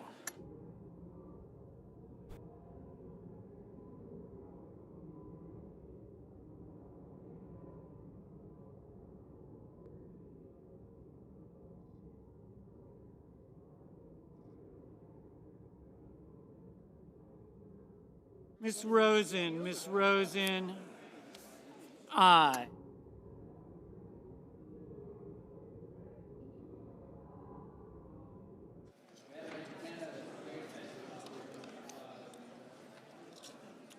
On this vote, the yeas are 60, the nays are 40. 3/5 of the senators duly chosen and sworn have voted in the affirmative.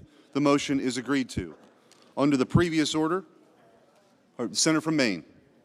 Mr. President, I want to thank all of our colleagues for their hard work on this bill. I'm excited about its impending passage. I hope that that will mean that we will immediately reopen government as soon as the House acts and the President signs it into law. And I'm also very pleased that we were able to fully fund 3 appropriations bills that passed with overwhelming bipartisan support on August 1st. So I thank my colleagues. I know of no other requests for time, and I would yield back the remaining time. Without objection. Under the previous order, the clerk will read the title of the bill for the third time. Calendar number 168, H.R. 5371, an act making continuing appropriations and extensions for fiscal year 2026 and for other purposes. The question occurs on the passage of the bill as amended. Is there a sufficient second? There appears to be. Clerk will call the roll. Ms. Alsobrooks. Okay, you guys are go. Thank you.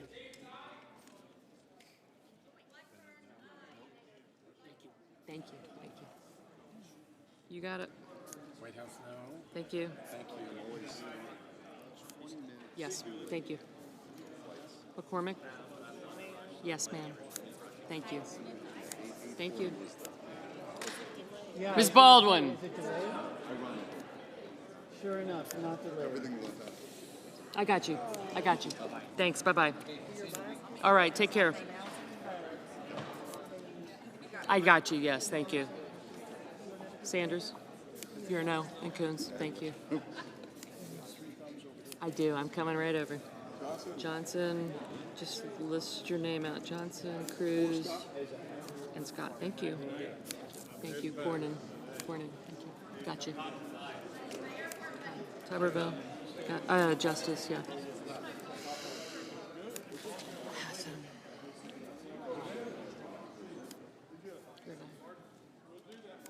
You're an aye. Thank you. You're an aye. Thank you. Thank you. Thank you. Thanks. Thank you. Okay, good. Thank you. Thank you. Okay, Bo. You're an aye. Thank you. You're an aye.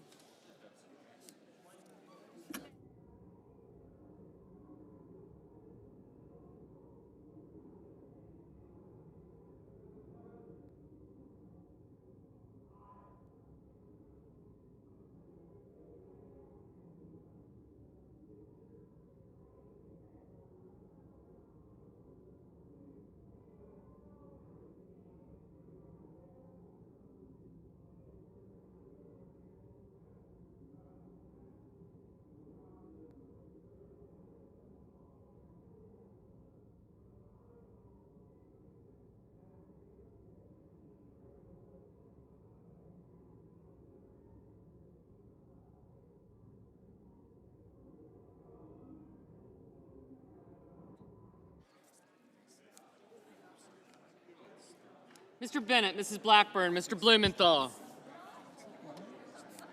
I got you.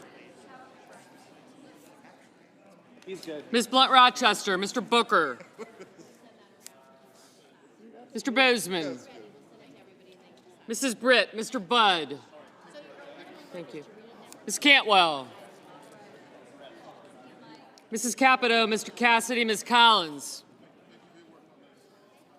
Mr. Coons, Mr. Cornyn. Thank you. Thanks. Thank you.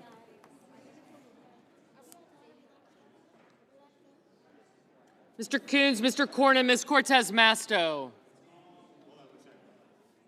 Mr. Cotton. Mr. Kramer. Thank you. Thank you. Thank you. Mr. Crapo, Mr. Cruz, Mr. Curtis, Mr. Daines. Thank you. Yes, I do. Thank you. Ms. Duckworth, Mr. Durbin, Ms. Ernst, Mr. Fetterman. Mrs. Fisher, Mr. Gallego, Mrs. Gillibrand, Mr. Graham, Mr. Grassley. Mr. Haggerty. Thank you. I will. Ms. Hassan, Mr. Hawley, Mr. Heinrich, Mr. Hickenlooper, Ms. Verona, Mr. Hoven, Mr. Husted, Mrs. Hyde-Smith, Mr. Johnson, Mr. Justice, Mr. Kane, Mr. Kelly, Mr. Kennedy, Mr. Kim, Mr. King, Ms. Klobuchar, Mr. Langford, Mr. Lee, Mr. Lujan. Okay. Ms. Lummis. Mr. Markey. Here now.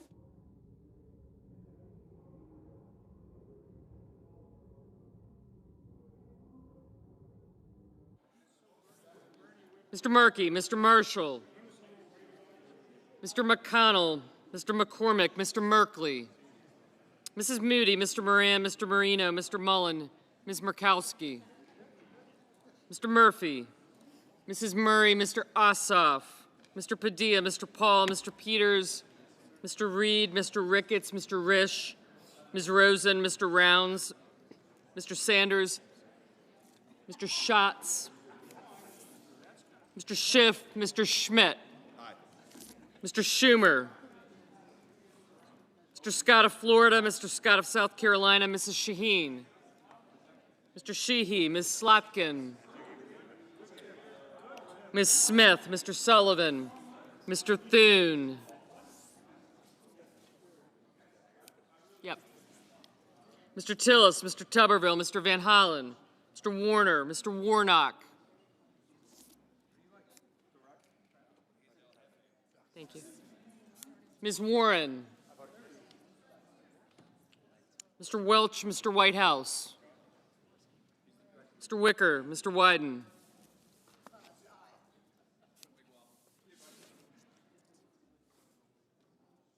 Mr. Young.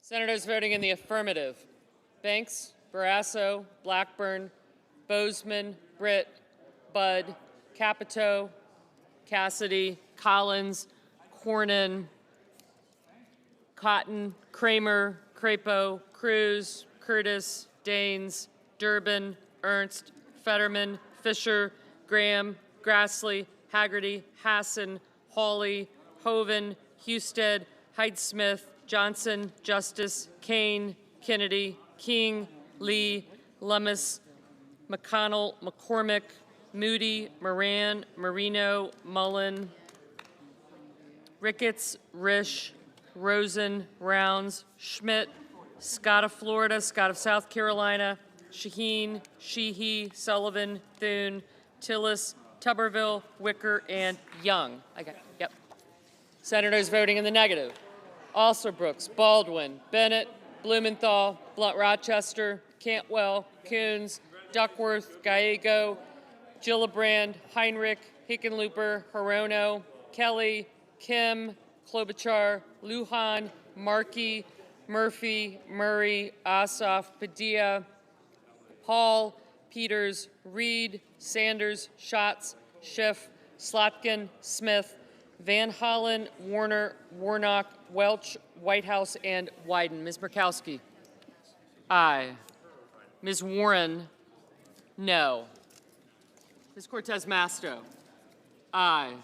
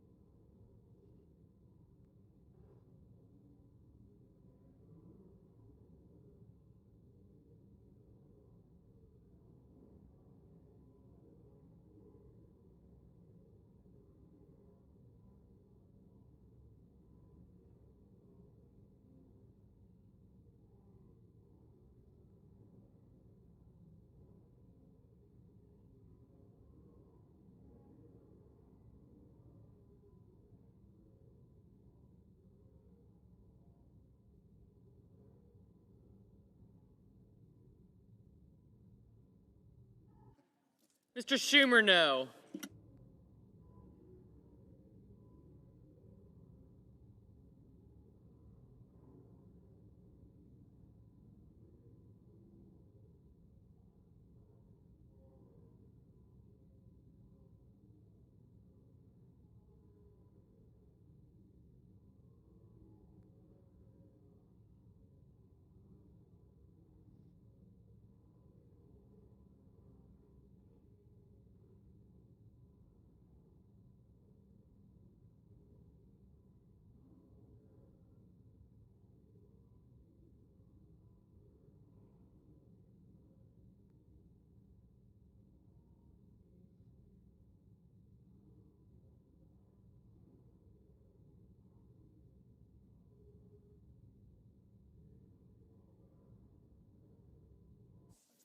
Mr. Langford, aye.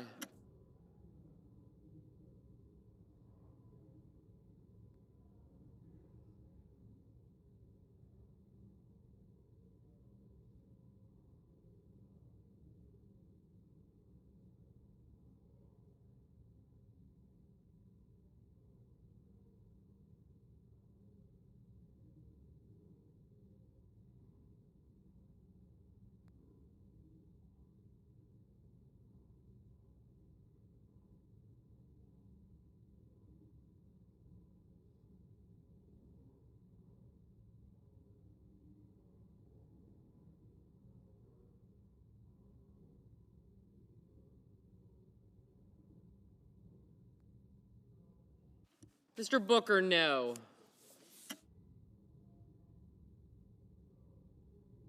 Just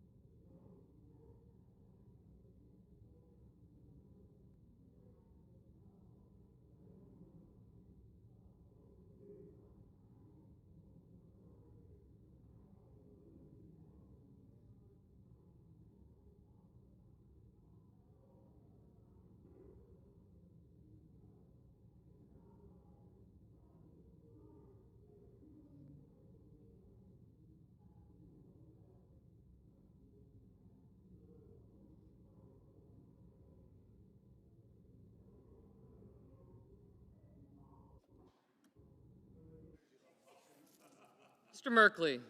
No.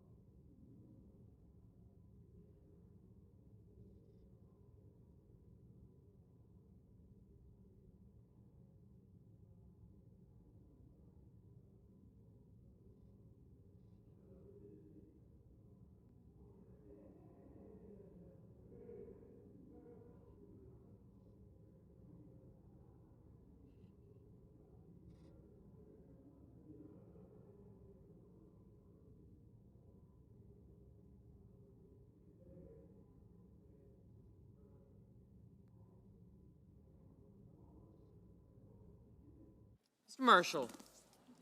Aye.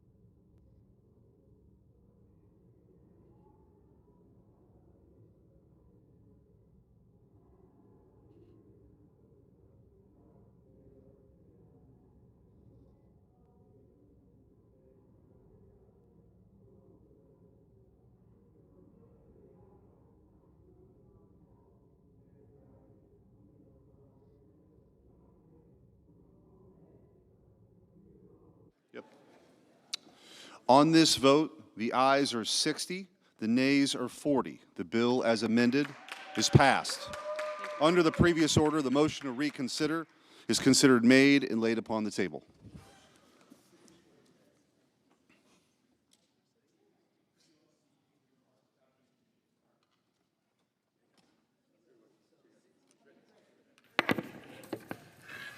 Mr. President. Senator from Maine.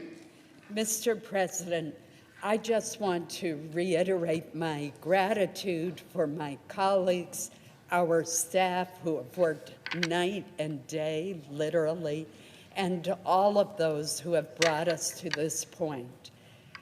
We are going to reopen government. We're going to ensure that federal employees, whether they were furloughed or laid off or forced to work without pay, will now receive compensation that they've earned and deserve. And we will also be able to celebrate on Veterans Day tomorrow the fact that we have passed the appropriations bill for the VA.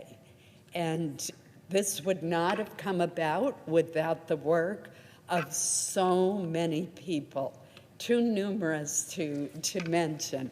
But I do want to thank my fellow appropriators, particularly the chairs of the three committees, Senator Bozeman, Senator Hoeven, and Senator Mullen, for their hard work. I want to thank our House counterparts, particularly Chairman Cole, who worked night and day with us on getting conference agreements, and our Democratic colleagues who courageously realized that we could not let this shutdown continue to go on with the harmful consequences growing worse with each passing day. So I also want to particularly thank my staff. They literally went without sleep and worked continuously to do all that needed to be done. I want to thank Leader Thune and Leader Barrasso for their hard work and the work of their staff as well. So my list of gratitude could go on, but the hour is getting late, and I do want people to be able to go on home for the night and home, finally. Again, I think this is a great victory for the American people, And it shows that the Senate can work, that we can produce the results that are needed. I want to give a shout out to Senator Katie Britt, who is here this evening. She helped in so many ways with the negotiations. Senator Shaheen, Senator Kane, Senator Angus King, my colleague, and the rest of the 8 Democrats who are willing to cross party lines for the good of the people of this country. So thank you, Mr. President, for all that has been done and for your personal participation as well. I yield the floor.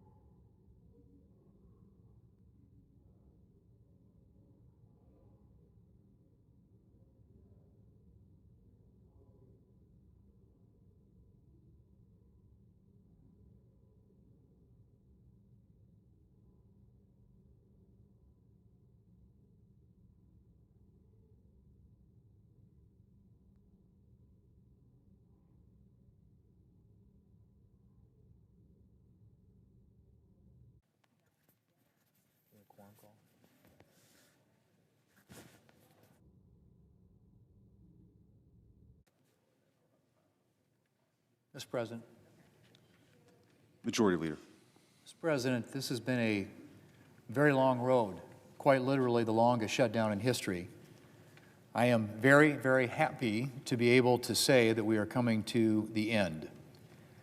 And before we close today, I want to take the time to say thank you to my staff who have worked around the clock tirelessly now for the past 6 weeks, to the staff of the Appropriations Committee who have played a critical role in getting us to where we are here today, to the cloakroom staff, to every Senate staffer on both sides of the aisle who has spent 41 days coming into work without pay, to custodial staff who, again, without pay, have kept this building and the Senate office buildings livable, to all the institutional staff without whom this place would not run, to the Secretary of the Senate and everyone in her office, the Sergeant at Arms and her team, and the Architect of the Capitol and his staff, and everyone on the floor right now making this session happen,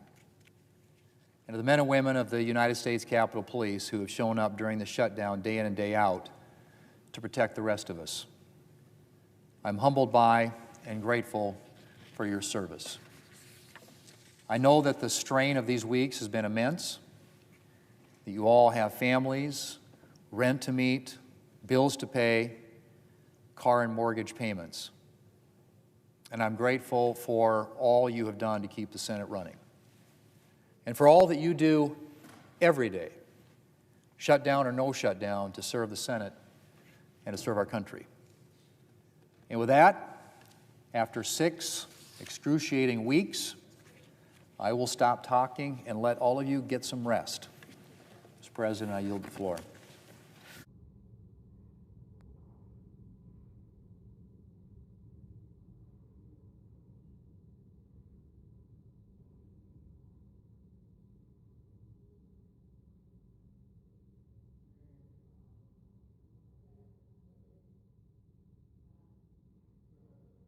Majority Leader. I move to proceed to executive session to consider calendar number 515. The question is on the motion. All in favor say aye. Aye. All those opposed? The ayes appear to have it. The ayes do have it. The motion is agreed to. The clerk will report the nomination. Nomination, Nuclear Regulatory Commission, HOU of Alabama to be a member. Mr. President, I send a cloture motion to the desk. The clerk will report. Cloture motion, we the undersigned senators, in accordance with the provisions of Rule 22 of the Standing Rules of the Senate, do hereby move to bring to a close debate on the nomination of KHOU of Alabama to be a member of the Nuclear Regulatory Commission, signed by 17 senators as follows. Mr. President, I ask consent to reading the names be waived. Without objection. And I move to proceed to legislative session. The question is on the motion. All in favor say aye. Aye. All those opposed, no. The ayes appear to have it. The ayes do have it. Motion is agreed to. Mr. President, I move to proceed to executive session to consider calendar number 464. The question is on the motion. All those in favor say aye. Aye. All those opposed, the ayes appear to have it. The ayes do have it. Motion is agreed to. The clerk will report the nomination. Nomination, Department of the Treasury, Donald Korb of Ohio to be Chief Counsel for the Internal Revenue Service and an Assistant General Counsel. Mr. President, I send a cloture motion to the desk. The clerk will report. Cloture motion, we the undersigned senators, in accordance with the provisions of Rule 22 of the Standing Rules of the Senate, do hereby move to bring to a closed debate on the nomination of Donald Korb of Ohio to be Chief Counsel for the Internal Revenue Service and an Assistant General Counsel in the Department of the Treasury.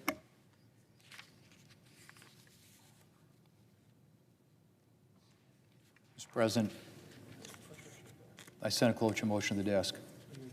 I did that, yeah. But yeah. Do we waive the names, reading the names? Yeah. Without objection.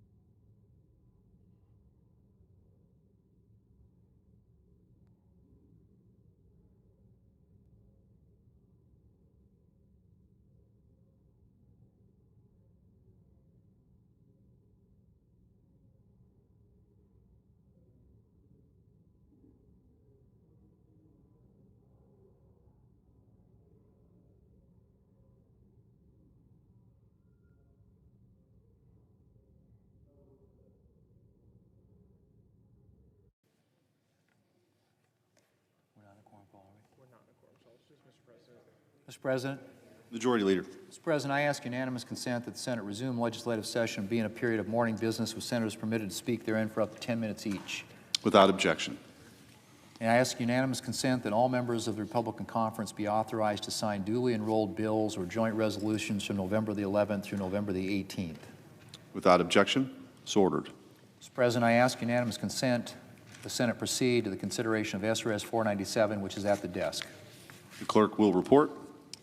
SRS 497, permitting the collection of clothing, toys, food, and housewares during the holiday season for charitable purposes in Senate buildings. Is there an objection to proceeding to the matter? Without objection, the Senate will proceed. Mr. President, I ask unanimous consent the resolution be agreed to and the motion to reconsider be considered made and laid upon the table with no intervening action or debate. Without objection. Mr. President, I ask unanimous consent that the Senate now proceed to the en bloc consideration of the following resolutions which are at the desk: SRS 494, SRS 495, SRS 496, and SRS 498. Is there an objection to proceeding en bloc? Without objection, the Senate will proceed en bloc. Mr. President, I ask unanimous consent that the resolutions be agreed to, the preambles be agreed to, and that the motions to reconsider be considered made and laid upon the table all en bloc. Without objection. Mr. President, I ask unanimous consent that when the Senate completes its business today, it adjourn to then convene for pro forma session only with no business being conducted on the following dates and times: Thursday, November 13th at 6:30 p.m. and Monday, November 17th at 3 p.m. Further, that when the Senate adjourns on Monday, November the 17th, it stand adjourned until 3:00 p.m. on Tuesday, November 18th, that following the prayer and pledge, the morning hour be deemed expired, the journal proceedings be approved today, at the time for the two leaders be reserved for the use later in the day, and the Senate be in a period of morning business with senators permitted to speak therein for up to 10 minutes each. Finally, notwithstanding Rule 22, that cloture motions filed today ripen at 5:30 p.m. Without objection, so ordered. Mr. President, if there's no further business to come before the Senate, I ask that it stand adjourned under the previous order. The Senate stands adjourned until Thursday at 6:30 p.m.